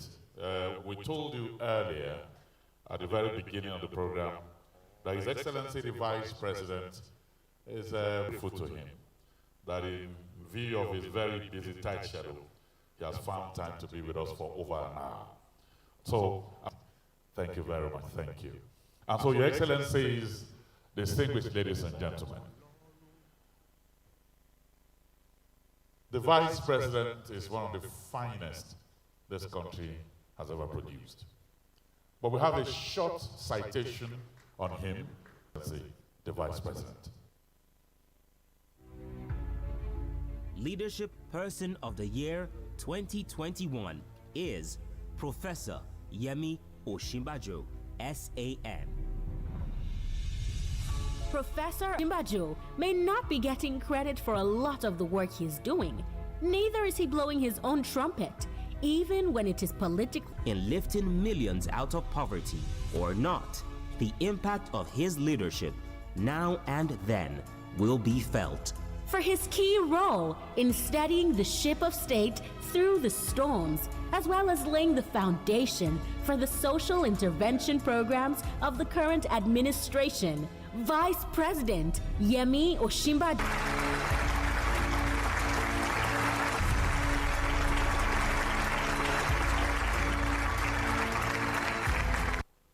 It is always said that there are leaders that are ready to cross the ocean, climb the tallest trees, fight the strongest battles to put humanity first. Theirs is the tranquil and when right, keep it right. When wrong, set it aright. The Vice President is one of such leaders. Let me invite our father of the day, the Esunupe, to please step forward to the stage now as we present the plan to His Excellency, the Vice President. Your Royal Majesty will be stepping forward to the stage now. Well, let's put our hands together for him, ladies and gentlemen. Thank you very much.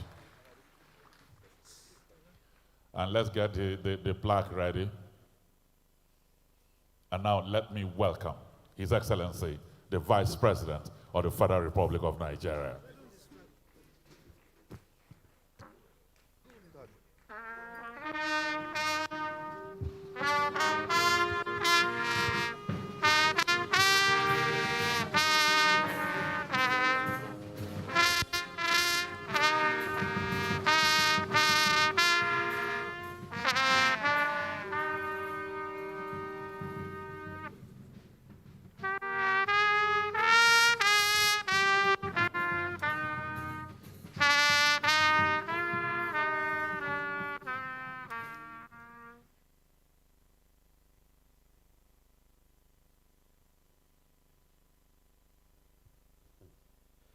On behalf of the leadership, management, staff, and all the people of this great newspaper, and also the memory of our beloved founder of this paper, Sam Daza, to present you this leadership award for good, excellent role you've been playing in this country. Pray Almighty Allah will continue to guide you, give you strength, and with that, continue this very, very noble objectives of leadership in Nigeria. Thank you, and God bless you.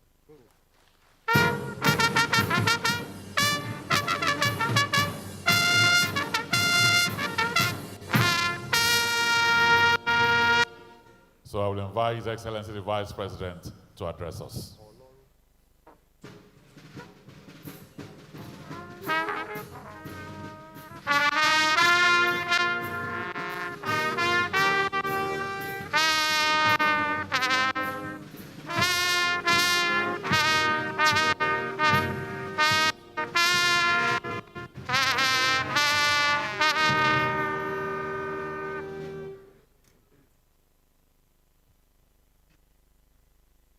chair of this occasion, His Royal Highness, Esu Nupe, and Royal Father of the Day, Alhaji Yahya Abubakar, OFR, Her Excellency the First Lady of the Federal Republic of Nigeria, Dr. Mrs. Aisha Buhari, ably represented by the Senior Special Assistant to the President on Public Affairs and Strategy, Office of the First Lady, Mr. Mohammed Sani Zoro.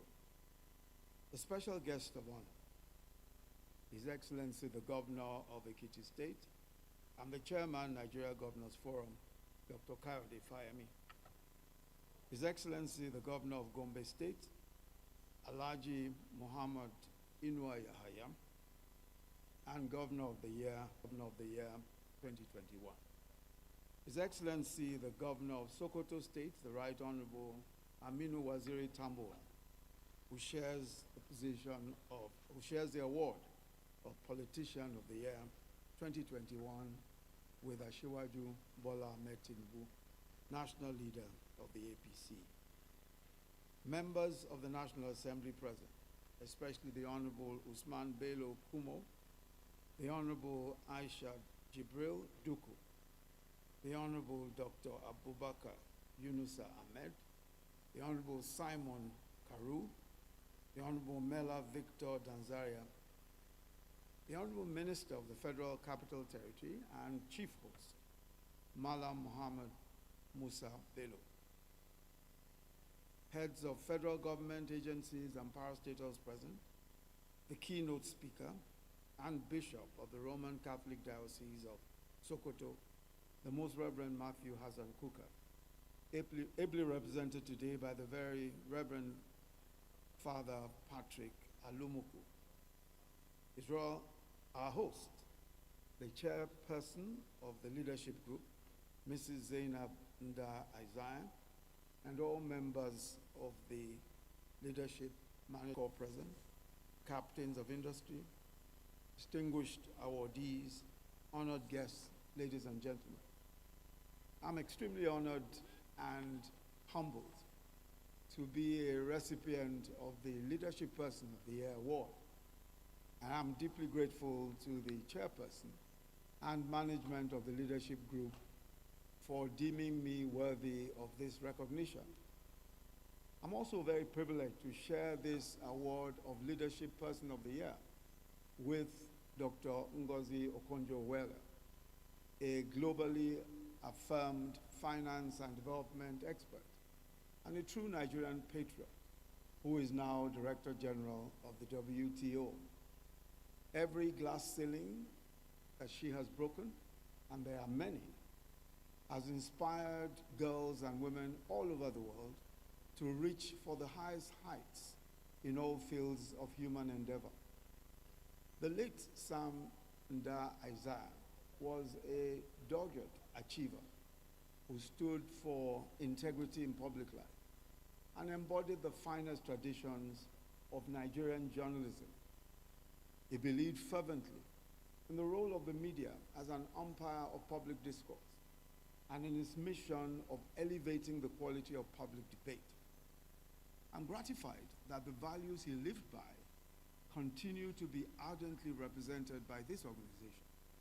And I'd like to commend the leadership management team, very ably led by Mrs. Zainab Nda Isaiah, for forging ahead in the wake of Sam's transition to glory some years ago, and today we celebrate his 60th posthumous birthday. Those of us who, like Sam Nda Isaiah, belong in that same political tendency, the one that is loosely described as the progressive tendency, agree on certain principles.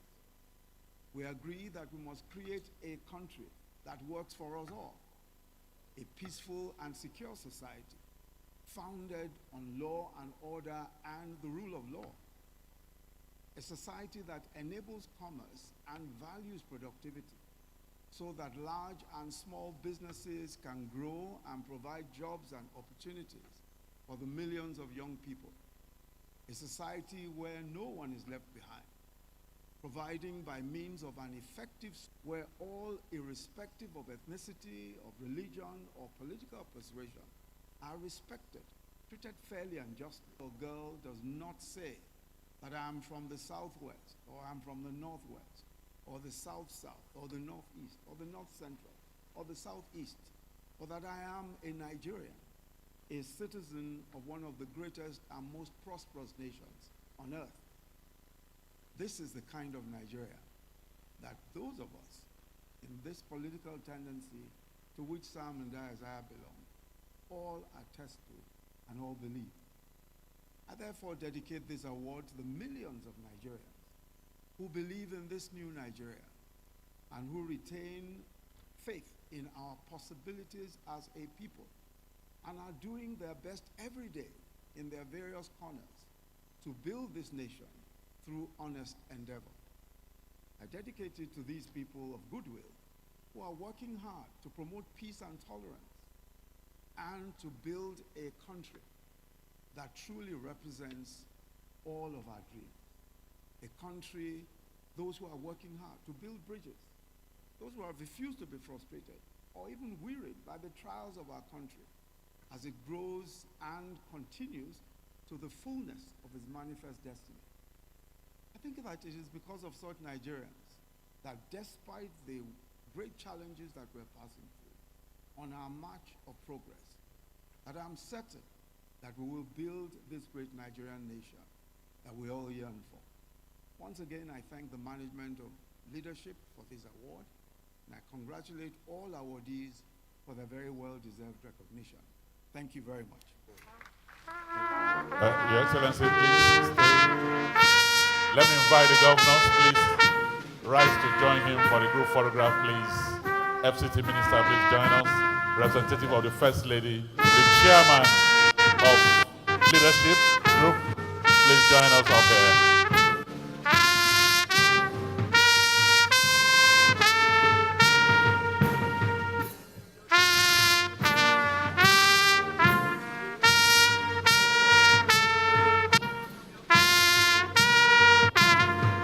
While we are arranging the photograph, I'd like to welcome Malam Lamido Yuguda, Director General, Security and Exchange Commission, who is here with us.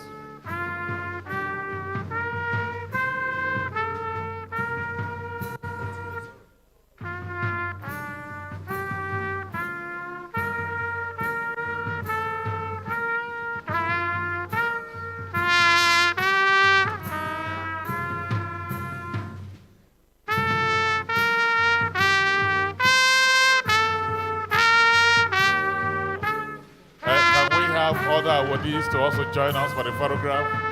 Other awardees, please. We will give the awards with your citation after His Excellency the Vice President has left.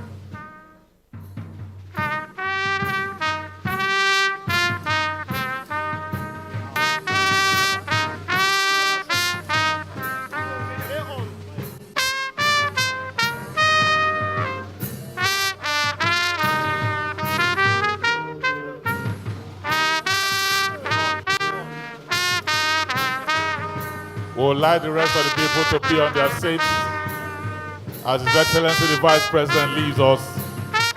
The award ceremony continues. The awards of His Excellency the Governor of Bauchi State, who came here.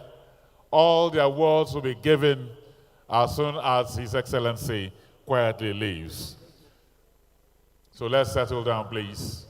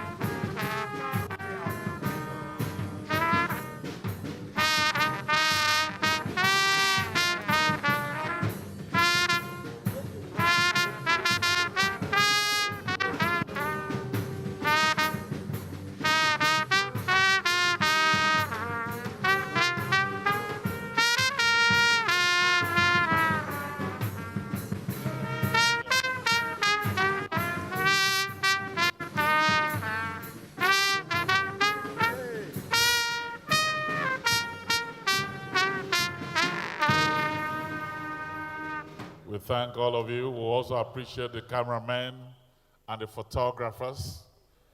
Let's settle down now as we're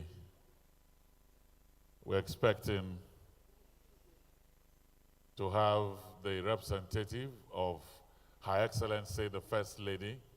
I'm very sure he saw His Excellency, the Vice President, so that when he comes in here, he delivers her address, and we go into the awards in full blast.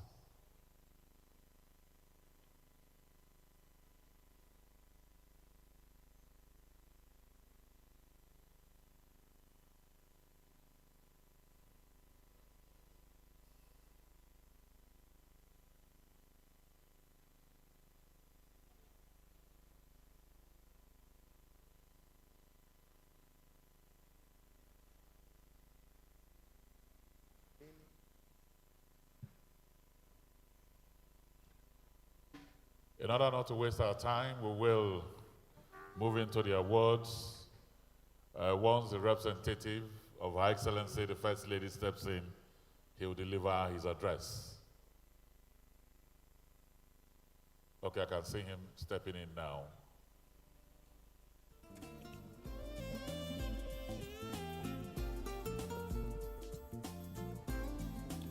And so, Your Excellencies, distinguished ladies and gentlemen,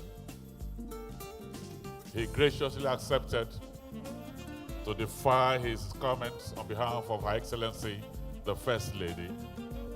It's therefore my honor and pleasure to welcome here former NUJ President.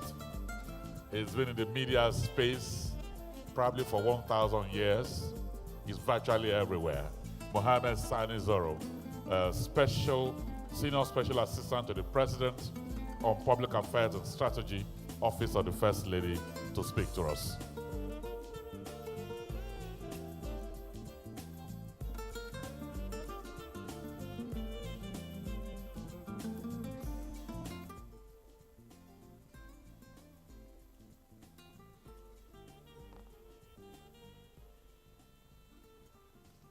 Thank you very much, my brother.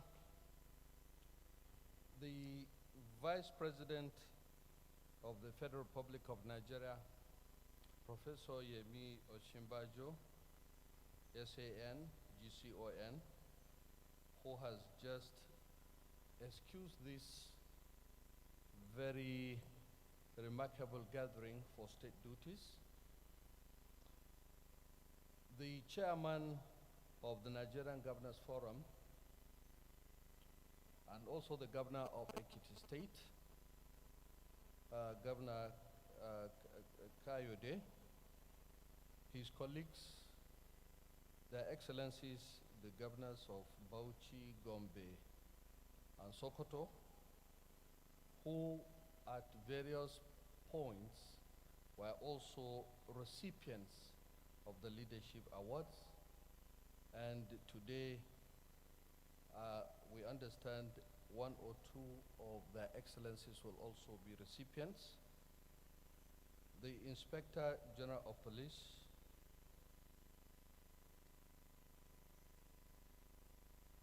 the chairman of this great occasion, His Highness the Esunupe Alhaji Yahya Abubakar,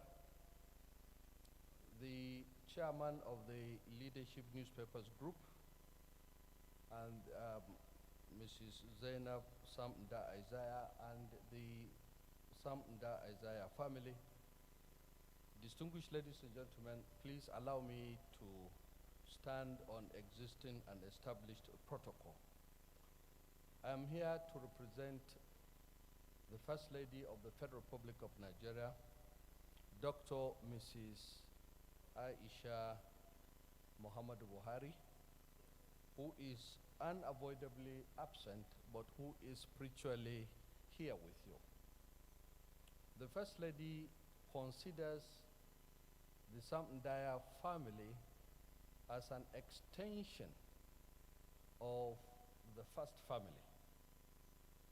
Firstly, it can all be recalled that they share the same values. They were in the trenches together. And because of the shared vision between the two families, they worked hand in hand for the actualization of the electoral victory of Mr. President both in 2015 as well as 2019. The significance of the victory, the electoral victory of 2015 and 2019 for Mr. President and Commander-in-Chief is in the sense that in the most recent history of this country, the most recent political history of Nigeria, it is the first time that an election will be conducted and it will not be contested either in the court of law or in the court of public opinion. And I can assure this distinguished gathering that this is the legacy that Mr. President is determined to bequeath to Nigerians so that we will have a clean and disputed election by 2023. May I first of all say that in our road to 2023, we recognize the very important role that the media will play or will continue to play as it has done in the history of this country. As a leading civil society institution, the media is an agenda setter and is also an opinion shaper. We recognize how the late Samunda Isaiah remarkably, as a columnist, as a newspaper man, as an opinion shaper, contributed even after the victory of both 2015 and 2019 to continue setting the agenda or helping to shape the agenda of the issues that deserve the attention of all Nigerians, especially those of its leaders. Mr. Chairman, ladies and gentlemen, the appropriateness of today's topic, that of resetting Nigeria, like the chairman of the Nigerian Governors Forum has said, is an all-encompassing one. It's work in progress. But the office of the First Lady is particularly interested in one of the agendas that has to do with women, otherwise affirmative action, or in its comprehensiveness, we are very much interested in the national gender agenda. Since the Beijing conference, women all over the world have continued to pursue their agenda for 35% inclusion in governance, and Nigeria is not an exception. In fact, before the Beijing conference, it is in history that Nigerian leaders had taken steps at some points in their history to set the agenda for the world to follow. For instance, in 1983, the great Malam Aminu Kano picked a woman, Mrs. Bola Ogumbo, who should have been in Delta State today, as his running mate. And therefore, it is not asking for too much if aspirants into the offices of Nigerian presidency, governors in the respective states, or even chairman of local government, honor Nigerian women by picking them or by reserving their deputy positions for Nigerian women. This is very, very important. Only yesterday, one of the leading contenders in Kenya, Rohila Odinga, announced that barrister Martha Karua, a leading barrister in Kenya, was going to be his running mate. This will be in addition to the emergence of Mrs. Samia as President of Tanzania, and in various other parts of the world. Some of us who have continued to monitor the advancement of women inclusion in governance, in political party administration, and other affairs of society, especially in the Gulf and Middle Eastern states, either in Saudi Arabia, in the United Arab Emirates, in Bahrain, in Oman, and in all parts of mainstream and integrated in some of the countries up to the level of 50%. For instance, in the UAE, today is 50-50%, both in ministerial appointments and in the bureaucracy. If you go, those who have performed the Umrah this year, for instance, in addition to various other positions that were not properly, where women were excluded in the past few years. Mr. Chairman, distinguished ladies and gentlemen,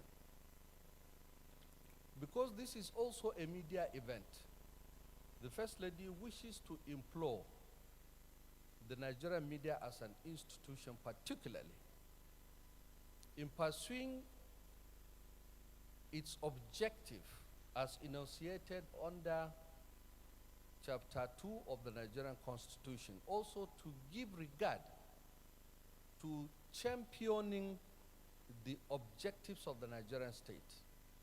And in the objectives of the Nigerian state, the issue of gender is categorically stated, just like the objectives of the Nigerian state in the educational sphere, in foreign policy, and other departments of governance. As agenda setters, we are a little bit surprised that the Nigerian media has not been championing the cause of women enough, especially in these times when aspirants have been going around Nigerian cities, the local governments, campaigning towards 2023, and we have not how he or she intends to integrate the Nigerian women in governance, in party administration at all levels. And therefore, Her Excellency looks forward to working together with civil society organizations, especially the Nigerian media, in championing this cause. Mr. Chairman, ladies and gentlemen, these are the remarks of the First Lady of the Federal Republic of Nigeria, who herself is a friend of the Sam Nda Isaiah family, and also a political associate of the late legendary writer, herself from an aristocratic family. And allow me at this stage also to reflect briefly on my association with the late Sam Nda Isaiah as a journalist. I was employed by his father, the late Clement Isaiah, in 1981 at the Triumph Publishing Company. The late Clement Isaiah joined the Triumph Publishing Company from the New Nigerian Newspapers, where he was a sport editor and became our managing editor. My contribution to the leadership group was in two ways, and I'm not sure if the workforce and the management of the leadership newspapers are aware of these contributions. One day in 2002, I drove to the office hitherto occupied by the leadership group in Garki, and I invited the late Sam to follow me to what is now known as Ibrahim Tahir Link, the present office of the leadership group. I pointed to where the leadership group is now headquartered and told him that I wanted him to buy that land, which was about 4,000 plus square meters. It belonged to someone I know in Kano, and he wanted to sell it. At that point, I was their neighbor.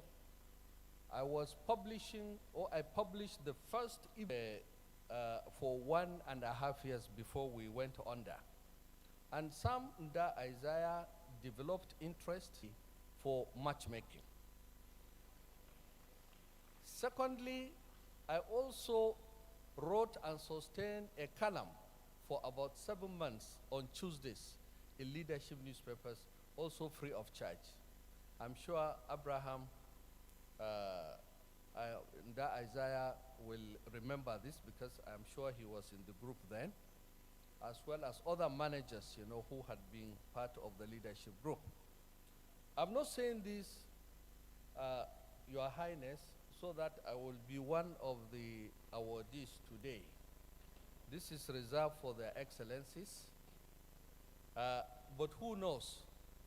Maybe in the subsequent years to come, those of us who have made small contributions. Finally, I want to reflect on a few things that the chairperson of leadership group had said. In her speech, she recognized that the First Lady was meant to be the chair of this occasion. The First Lady of the Federal Republic of Nigeria is always willing to defer to our royal fathers, having come from that tradition herself. And therefore, we recognize that as soon as we came here, when the management of leadership looked left and right and discovered that the First Lady was not here, it is only a he for she that is here, then they adopted the open source management system and announced His Highness. The First Lady defers to His Highness and is very appreciative and join in congratulating him for chairing this occasion. Secondly, Zainab had alluded to the ancient saying that the pen is mightier than the sword, and especially in modern times is mightier for the gun. For the benefit of probably brainstorming and for the benefit of academic exercise, especially for the journalists among us here, I will want to refer you to a book written by one of the highly rated former editors of one of the British tabloids, who also served as a deputy director of communications in the office of Mr. Tony Blair when he served as Prime Minister. The title of the book is Where the Power Lies, Between the Prime Minister and the Press. And conclusively, after advancing arguments that cannot be faulted, he was of the opinion that the press, yes, exercises powers that are beyond imagination everywhere, but such powers cannot be compared to the enormous power and authority exercised by the executive or holders of executive power everywhere. This is just for those of us in the media industry and as intellectual workers. Thank you very much, Mr. Chairman. Thank you very much, Your Excellencies. Thank you very much, distinguished ladies and gentlemen.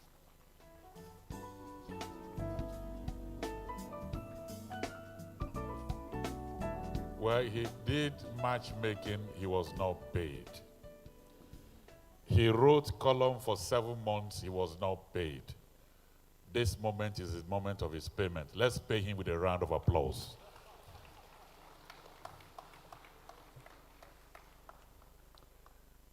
Thank you very much. So this is the award period, and we are kicking off with the Leadership Outstanding Young Person of the Year 2021.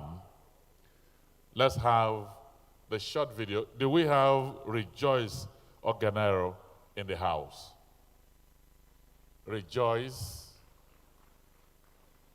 This young man builds all kinds of things, including aeroplanes using bamboo and local materials. Stand there, let them enjoy you. Just stand there. Do we have this video ready? Let's have it. Leadership Outstanding Young Person of the Year 2021 is Rejoice Oganero. Rejoice, who has so far built over 50 aircrafts, started out with drone making using bamboo before perfecting his skill. Remarkably, 80% of the materials used for his work is gotten from condemned refrigerators and plywood. For taking his passion for aeronautical engineering to the next level, actualizing his dream of building small aircrafts from scrap and coupling an autopilot system technology, a mini aircraft using locally sourced materials. Rejoice Oganero is Leadership Outstanding Young Person of the Year 2021.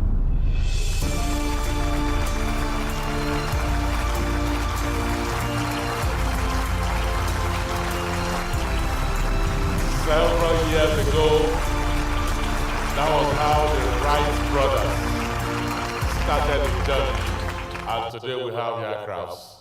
I hope, Rejoice, you have not flown in the aircraft you produced. You have not yet. Okay.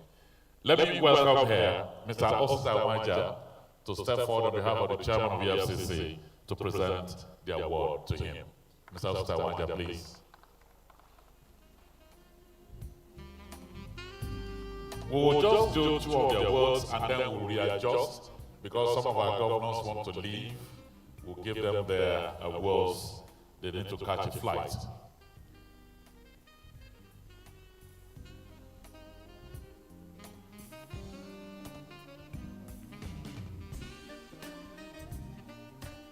Congratulations to you, Rejoice. You make us happy.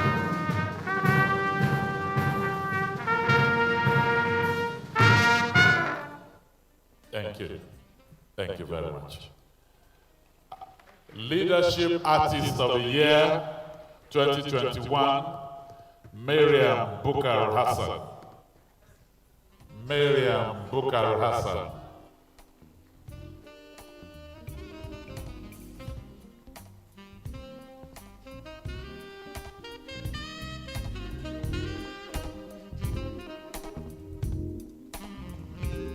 She uses her art, her music, her personality to do her advocacy work.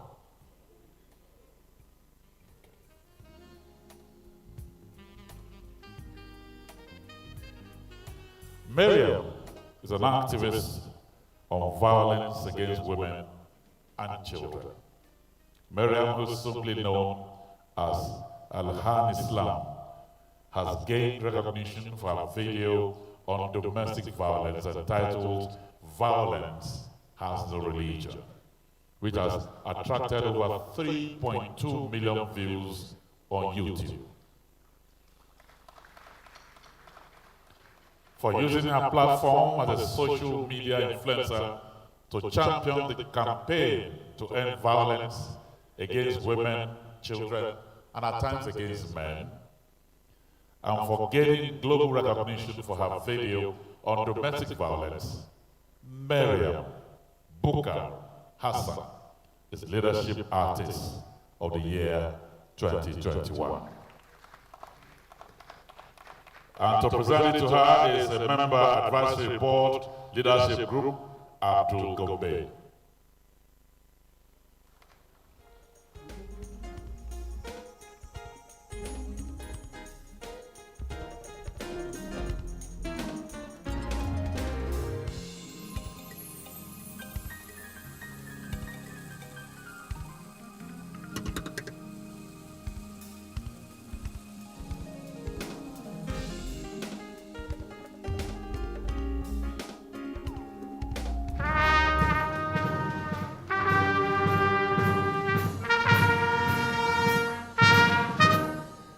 We'll take this last one and then we'll go to the governors and let them go. Leadership Spokesperson of the Year, Blessing Oboro Dudu, Salifo will be collecting on her behalf. Is Salifo here? Okay.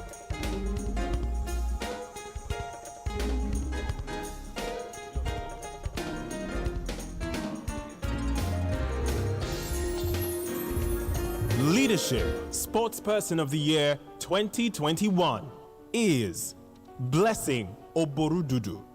Before the start of rescheduled Tokyo 2020 Olympics, if there was a sport Nigerians were hoping for a gold medal, it was wrestling.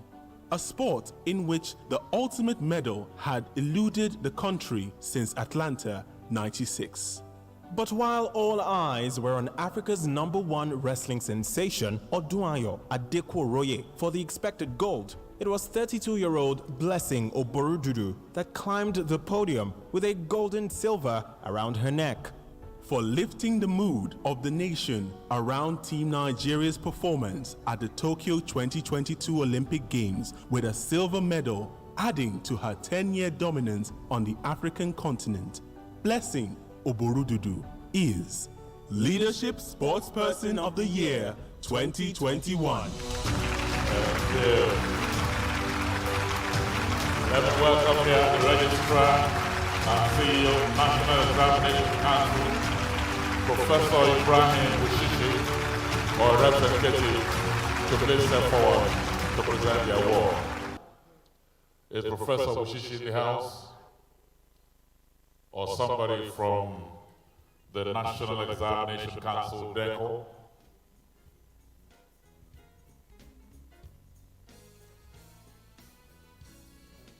Okay, Ms. Azu, please help us.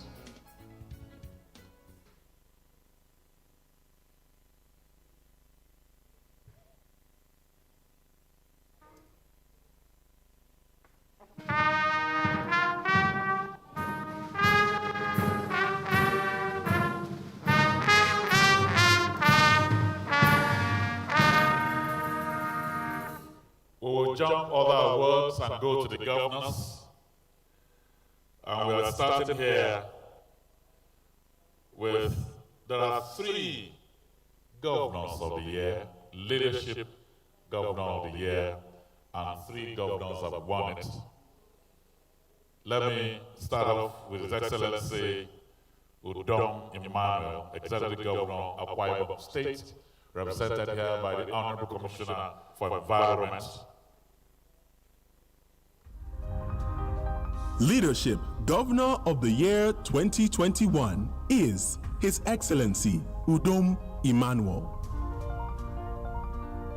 Not a man to blow his own trumpet, Governor Emmanuel has his massive footprint in infrastructural development.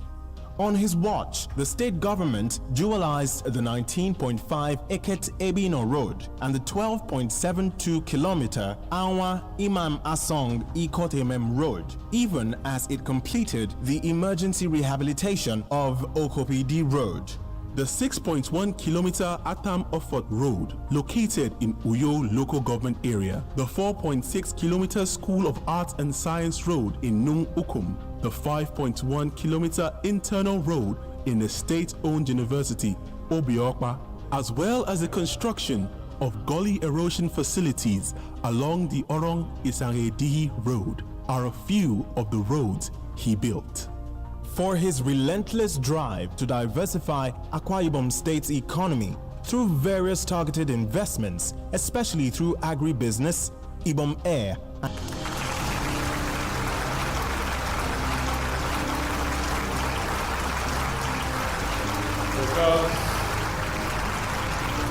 Because the FCT minister is not just the chief host, the round of applause is coming from Akwa Ibom.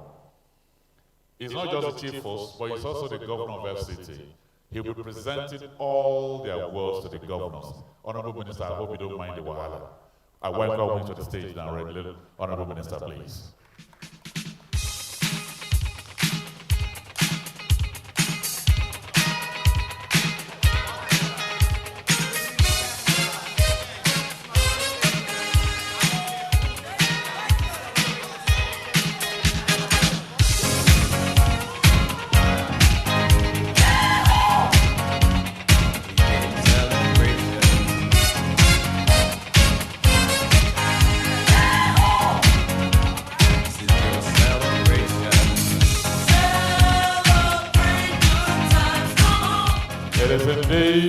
celebration time.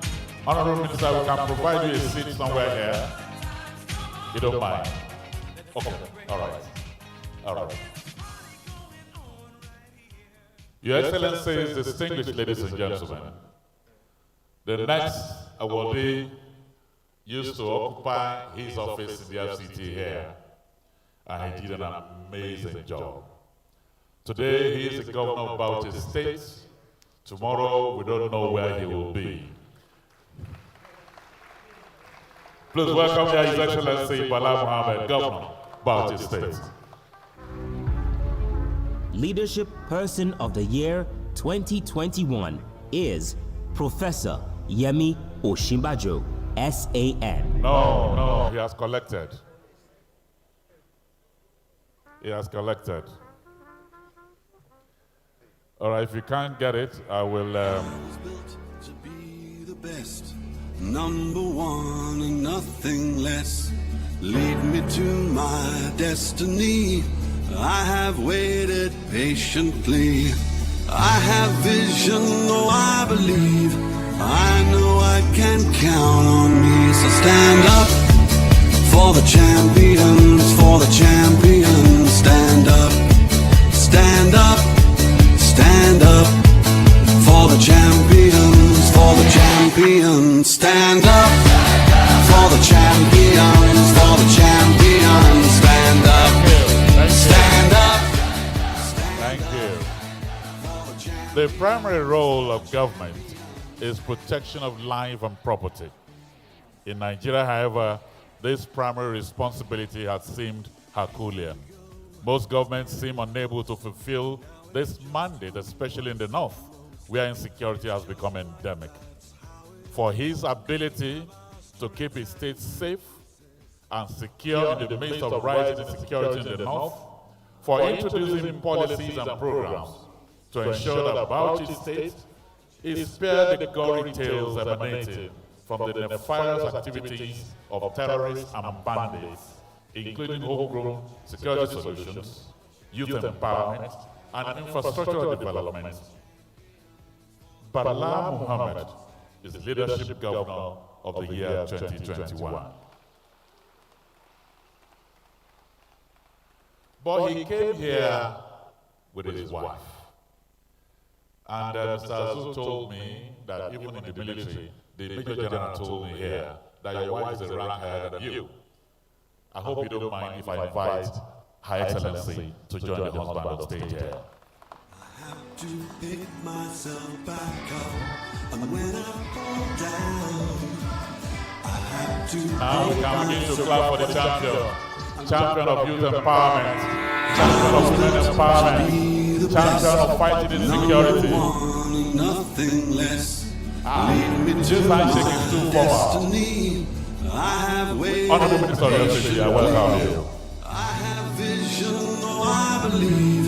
I know I can count on me. So stand up for the champions, for the champions. Stand up, stand up, stand up for the champions, for the champions. Stand up for the champions, for the champions. Stand up, stand up. Have you changed to the Bauchi State as a citizen?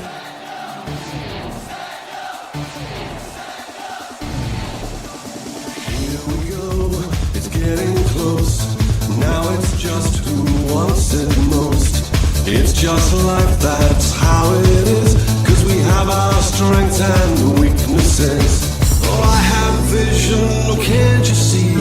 I'm on the move, make way for me. Stand up for the champions, for the champions. Stand up, stand up, stand up for the champions, for the champions. Stand up for the champions, for the champions. Stand up, stand up, stand up for the champions, for the champions. Stand up. Congratulations, Your Excellency. Not just Bauchi State, but the entire nation is standing up for you. for your amazing work, youth empowerment, women empowerment, fighting insecurity, keeping your people safe. The state, the nation is standing up. For a very long time, in the last 5 years, Gombe State has won the award for ease of doing business. The governor might not be smiling all the time. The people of Gombe smiles all the time. And I've had calls to travel around Gombe State. I know it from Biliri to Kaltungo to Balanga. Gombe people are hospitable people. Ladies and gentlemen, welcome here, His Excellency, the Governor of Gombe State.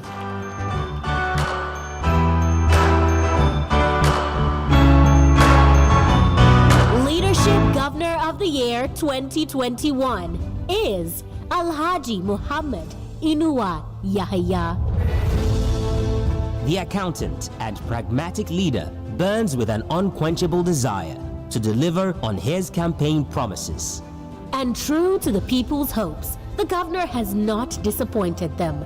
Governor Yahya has brought his vision, passion, humanity, pedigree, and above all, his dexterity and Midas touch to bear on governance in the state's socio-economic landscape. Across the 11 local government areas of the state, there is a congruence of opinion that he is indeed the right man for the job. For repositioning Gombe State on the path of sustainable economic growth, rebuilding the state's decrepit infrastructure, constructing roads which spread across the state, providing job opportunities for the youth and women, as well as empowering his people with his agricultural transformation agenda. Alhaji Muhammad Inuwa Yahya is Leadership Governor of the Year 2021. So I know the team is large, but let the Minister of FCT pass first. Honorable Minister, please.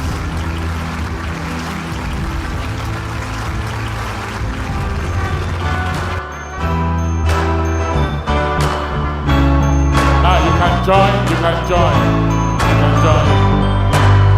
Well, you can tell everybody. Yeah, you can tell everybody. Go ahead and tell everybody. I'm the man, I'm the man, I'm the man. Yes I am, yes I am, yes I am. I'm the man, I'm the man, I'm the man. I believe every lie that I ever told. Paid for every heart that I ever stole. I played my cards and I didn't fold. Well, it ain't that hard when you got sold. Somewhere I heard that life is a test. I've been through the worst, but I still give my best. God made my mold different from the rest. Then he broke that mold, so I know I'm blessed. Stand up now and face the sun. Won't hide my tail or turn and run. It's time to do what must be done. Be a king when kingdom comes. Well, you can tell everybody. Yeah, you can tell everybody. Go ahead and tell everybody.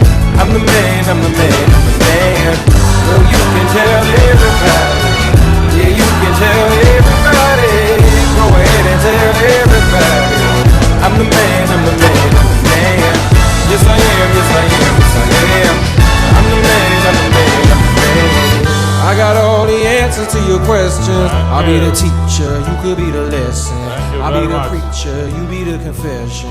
I'll be the quick relief. Congratulations to you, Your Excellency, the Governor of Gombe State. Between love and hate, is you really real or is you really fake? I'm a soldier standing on my feet, no surrender, and I won't retreat. Congratulations. What a large crowd Stand up now and from face Gombe the State, sun. Hide my tail, members of the National Assembly, members of the State House of Assembly, some of his aides, commissioners are here, and they are all here to give support to a boss that gives hope to everybody. Congratulations, Your Excellency. Congratulations. Those are the 3 governors of the year. Those are the 3 governors of the year. And we have 2 awardees. We have 2 awardees for the politician of the year. The first one in this category is a man that has contributed so much both at national and state level. Former Speaker of the House of Representatives, currently Governor of Sokoto State. In fact, he has given me dual citizenship of Sokoto State. An amazing human being. Please welcome here, Right Honorable Aminu Waziri Tambuwal, Governor, Sokoto State. Leadership Politician of the Year 2021 is Aminu Waziri Tambuwal. Many had feared the worst might happen to the main opposition party in the country, especially when it seemed as if it was tottering back to a familiar but inglorious past of long-drawn legal and political battles that almost killed it in 2016. The sack of the Prince Uche Secondus-led National Working Committee before the end of its tenure attracted a lot of backlash. Not a few political watchers anticipated a major crisis with the governors, who are the most influential bloc within the party, slightly divided on the matter. For helping the People's Democratic Party out of a leadership crisis that could have ruined it a few months to the electioneering season, deploying his sagacity and leadership qualities to bear in piloting the affairs of the most powerful bloc within the party, the PDP Governors Forum, Governor Aminu Waziri Tambuwal of Sokoto State is Leadership Politician of the Year 2021. Let me invite the Honorable Minister of the FCT. Leadership will pay you for waka allowance.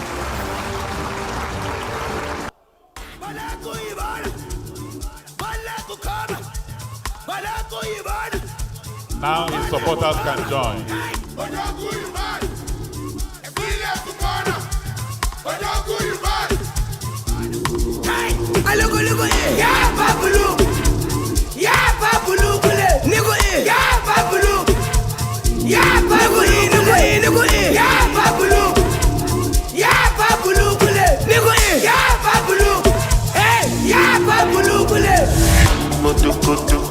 You know me, I do like Coco.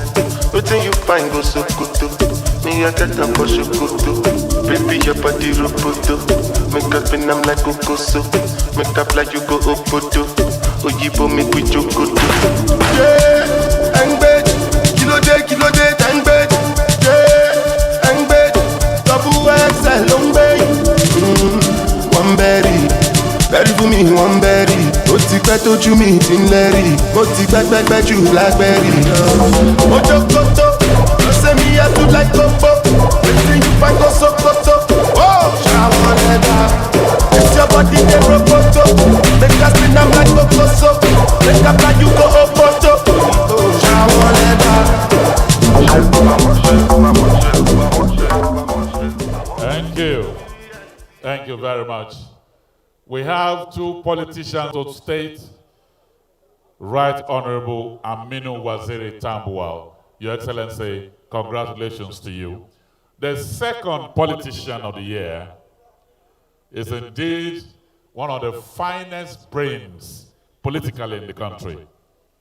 Distinguished Senator Bola Ahmed Tinubu, they call him the Jagaban of Bogo. Please, he's represented here by distinguished Senator Okpeyemi Leadership Politician Bamidele. of the Year 2021 is Chief Bola Ahmed Tinubu. Chief Bola Ahmed Tinubu was one of the major factors and the game changer in President Muhammadu Buhari winning the 2015 presidential election. Before 2015, President Buhari did not win a single ward in southern Nigeria. The Tinubu political machinery in the southwest made it possible for him to clinch the presidency at the fourth attempt.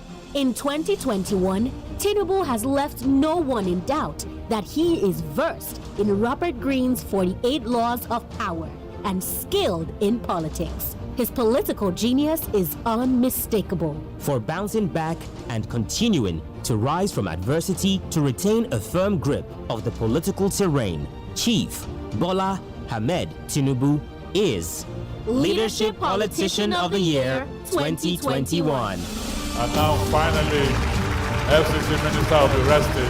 This is your final assignment today. FCC Minister, please. Let's clear the path for him.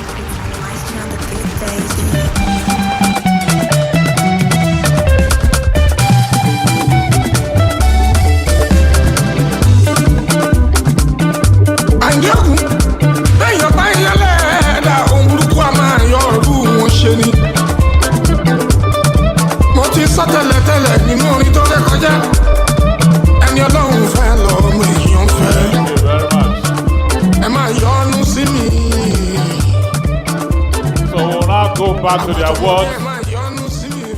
Thank you very much. The next award is the Leadership E-Commerce Company of the Year, Flutterwave E-Payment Platform. Do we have a representative of Flutterwave?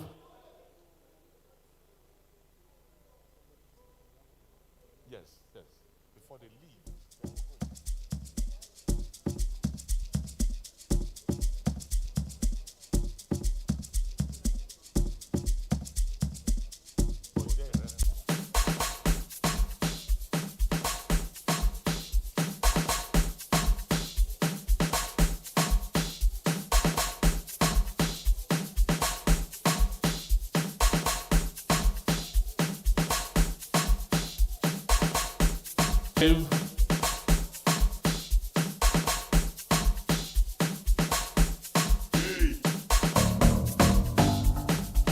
Leadership Company of the Year, Ibom Airlines, Martin Abhu, Boomer. Leadership Company of the Year, Martin. Leadership Company of the Year 2021. Do we have Martin in the house to please come on? Air. All right. 2 years into its operations, precisely in May 2021, the airline signed Nigeria's first domestic code-share agreement with Dana Air. For being the first state-owned airline in Nigeria to start commercial operations and for rapidly expanding to Abuja, Enugu, Port Harcourt, Calabar, and Lagos within 2 years, Ibom Air is Leadership Company of the Year 2021. Do we have the managing director and CEO of Nigeria's Sovereign Investment Authority, Mr. Uche Oji, or a representative? We have a representative. Okay. Do we have a representative? Okay, Mr. Mike Okwere, please step forward here and present this award to them.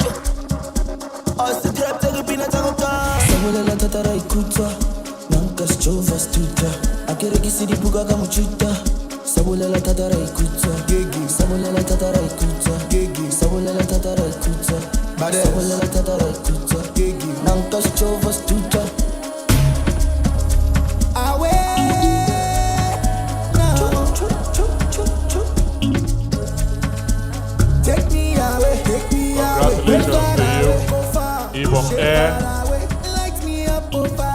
Ibom Air, thank you, and thank you, Mr. Michael Quere, for doing us the honor. Leadership Product of the Year, Fearless. Fearless drink from the Rights Food Limited. Fearless. Leadership Product of the Year 2021 Do we have, is the representative? Fearless Energy Drink. The energy drink revitalizes consumers so they can have endurance and concentration to do all the things they have to do, plus the ability to become what they want to become. Fearless Energy Drink, produced by Right Foods Limited, stands out in the highly competitive Nigerian consumer market. For prioritizing the health of the consumers by producing Fearless Energy Drink under the best condition and winning the hearts of its consumers, Fearless Energy Drink is Leadership Product of the Year 2021. The stage here doesn't mean that they are fearful. It's a very fearless team, and they are not afraid of the stage. Leadership Bank of the Year, Fidelity Bank PLC. Leadership Bank of the Year 2021 is Fidelity Bank. The bank is one of the few financial institutions in the country that has continued to build up its loan book as total loans to customers grew by 113.7% in the course of 5 years, despite the nation's economic recession and the COVID-19 pandemic. Its drive for a savings culture has seen it build up its deposit base, which was 792.79 billion naira in 2016, by almost 150% to 1.98 trillion naira as of June 30, 2021, while its profit base continues to rise.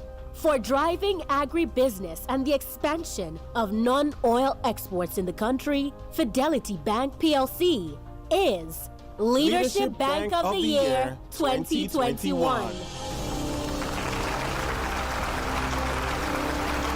Leadership Government Agency of the Year, National Drug Law Enforcement Agency.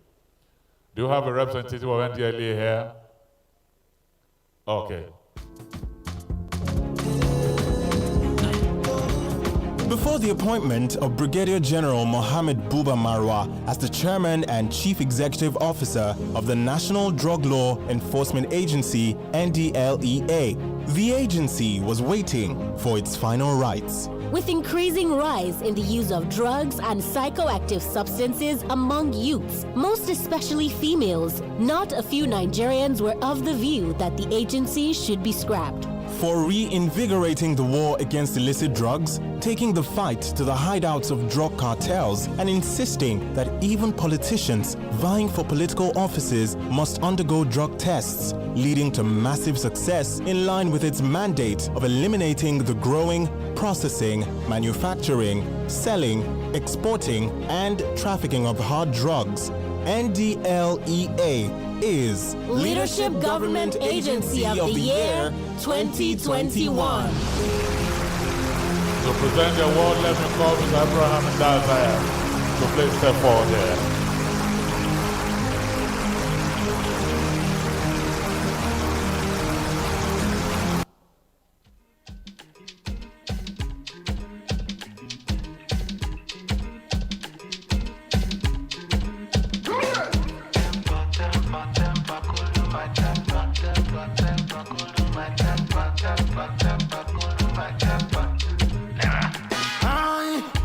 Me no want nothing, give me pressure.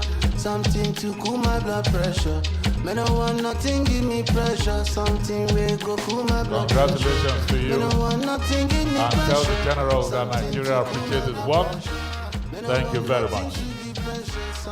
Leadership CEO of the Year undoubtedly goes to Mele Kolo Kyari, GMD, Leadership NNPC. CEO of the Year 2021 Let's have a representative of you is to step forward here, please. Mele Kolo Kyari. Malam Mele Kyari has run the NNPC with a high degree of transparency and accountability, breaking a bad record of the agency, which had been the failure to publish its audited financial statements in the past. This year alone, Malam Kyari has published 2 years audited statements, beating the record he set in his first year in office when he published for 1 year. On his watch, the NNPC became an incorporated entity in line with the provisions of the Petroleum Industry Act 2021. He played a major role in the coming of PIA. For turning the NNPC into a profit-making national oil company and driving the present administration's gas revolution. Among other innovations, Malam Mele Kolo Kyari is Leadership CEO of the Year 2021. Now, if we have an Amazon representing the GMP, it would be appropriate to invite another Amazon. Let me call the chairman of the leadership group to please step forward here. In all your dignity and elegance and power to honor the GMD represented by this woman. Wake up.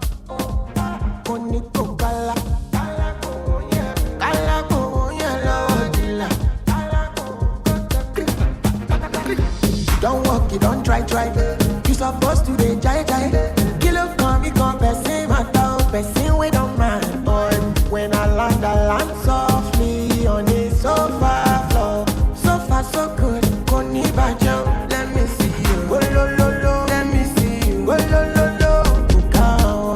Let me bukao. Let me see you, de buka. Oh lo lo lo, let me see you. Oh lo lo lo, bukao. Let me bukao. Let me see you, de buka. And Sunday, the GMD for service rendered to nation. Let him bukao.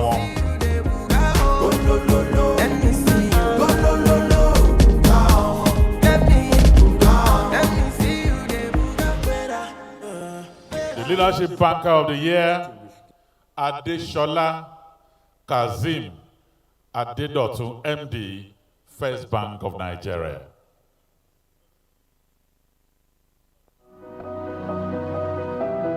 Leadership Banker of the Year 2021. Do you have a representative? Is Dr. Adeshola Kazeem Adedotun. At the time he came on board as managing director, First Bank was on the verge of collapse with a non-performing loan level of more than 18%, way higher than the regulatory 5%. And the bank, at the end of the 2016 financial year, had made a provision for bad loans of up to 226.03 billion naira, leaving it with a profit of just 12.2 billion naira. For turning the situation around in a bank that was wallowing in bad debts, introducing various innovations that took banking solutions to unserved hinterlands, thereby creating hundreds of thousands of jobs through agency banking. Dr. Adeshola Year 2021. And is represented here by the Public Sector Director, ED Public Sector Directorate, Mr. Abdullah Ibrahim.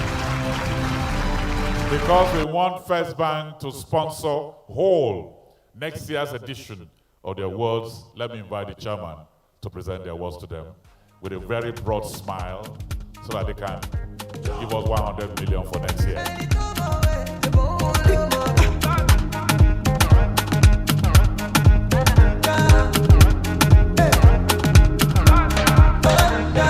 Dear Father in heaven, about time to take over.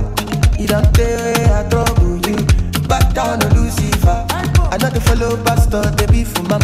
Father na father, see me I don't busy my call. I won't focus on you, on God.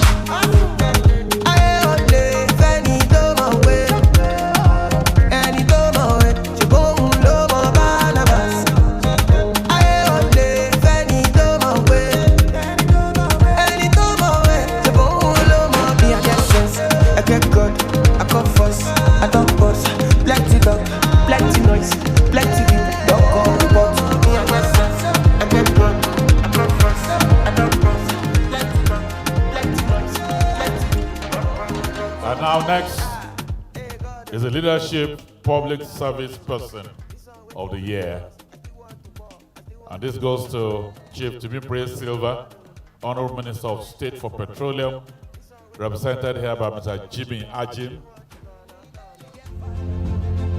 Leadership Public Service Person of the Year 2021 is Chief Timipre Silva. As Minister of State for Petroleum Resources, Chief Timipre Silva has made his mark as an outstanding public office holder. Most remarkable of his achievements is the passage of the Petroleum Industry Bill into law, thus delivering on a critical issue that formed the 9-point agenda rolled out when he took over as minister.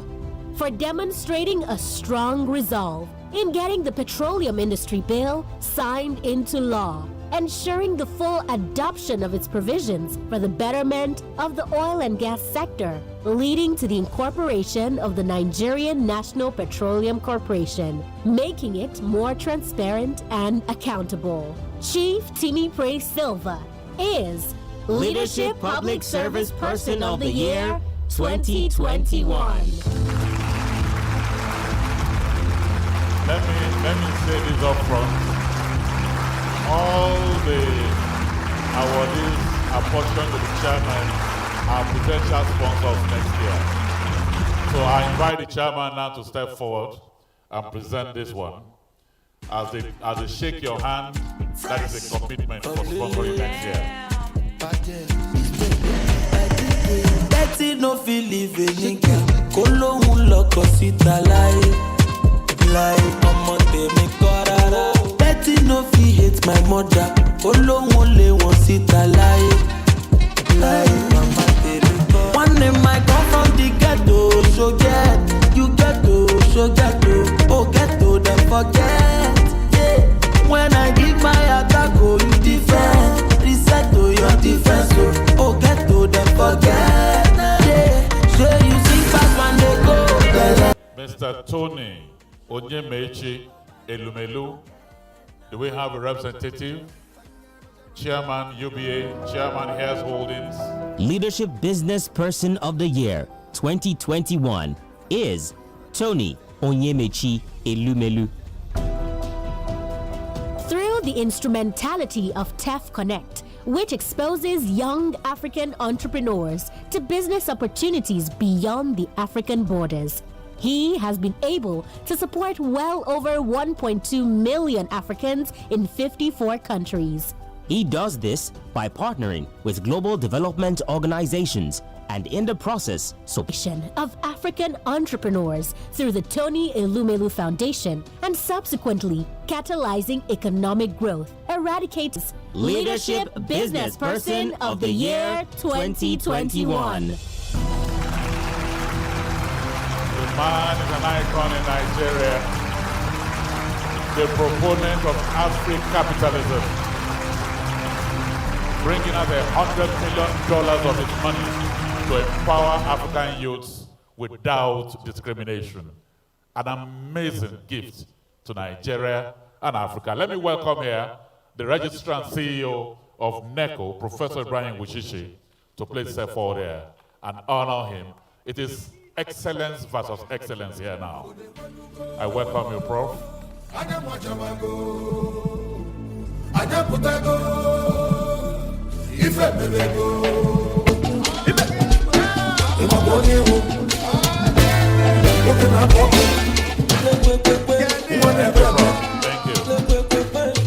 Leadership Social Impact Person of the Year, Prince Ned Munir Nwoko, Prince Ned Nwoko Foundation. Leadership Social Impact Person of the Year 2021 is Prince Chinedu Munir Nwoko.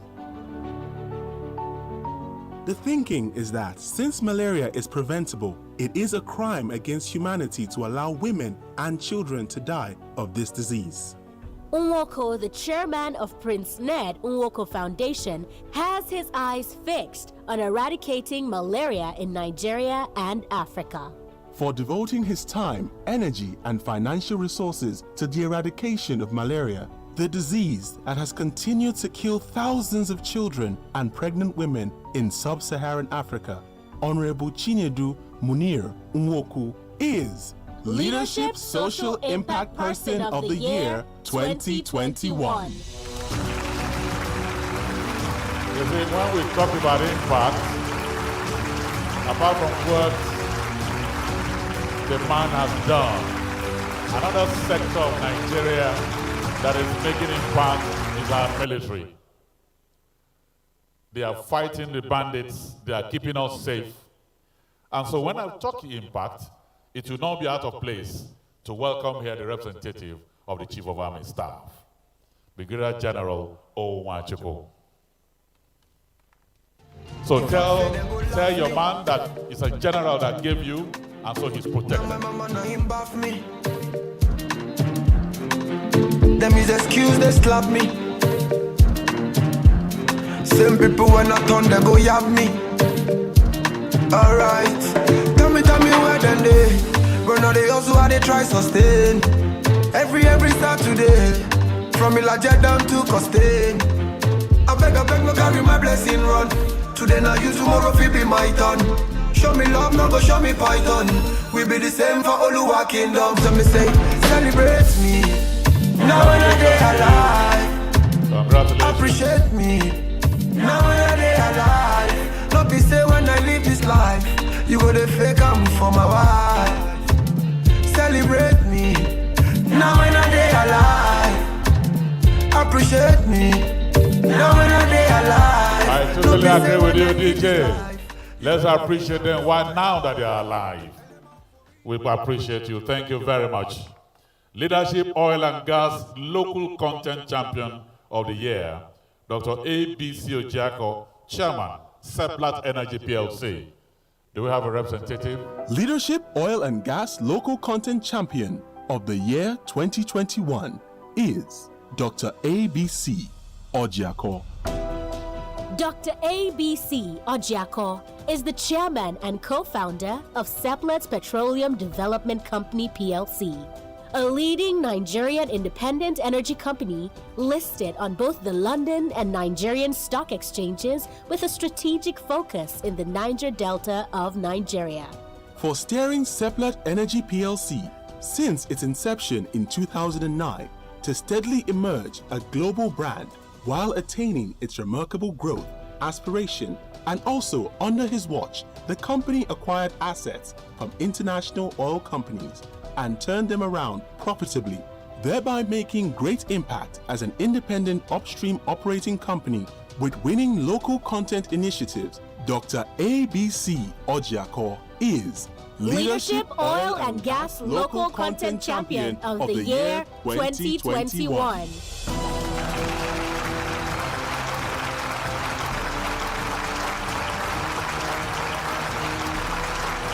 Very much. Leadership Environmental Impact Company of the Year, BIC Technologies and Green Energy Limited. BIC Technologies and Green Energy Leadership Limited. Environmental Impact Company of the Year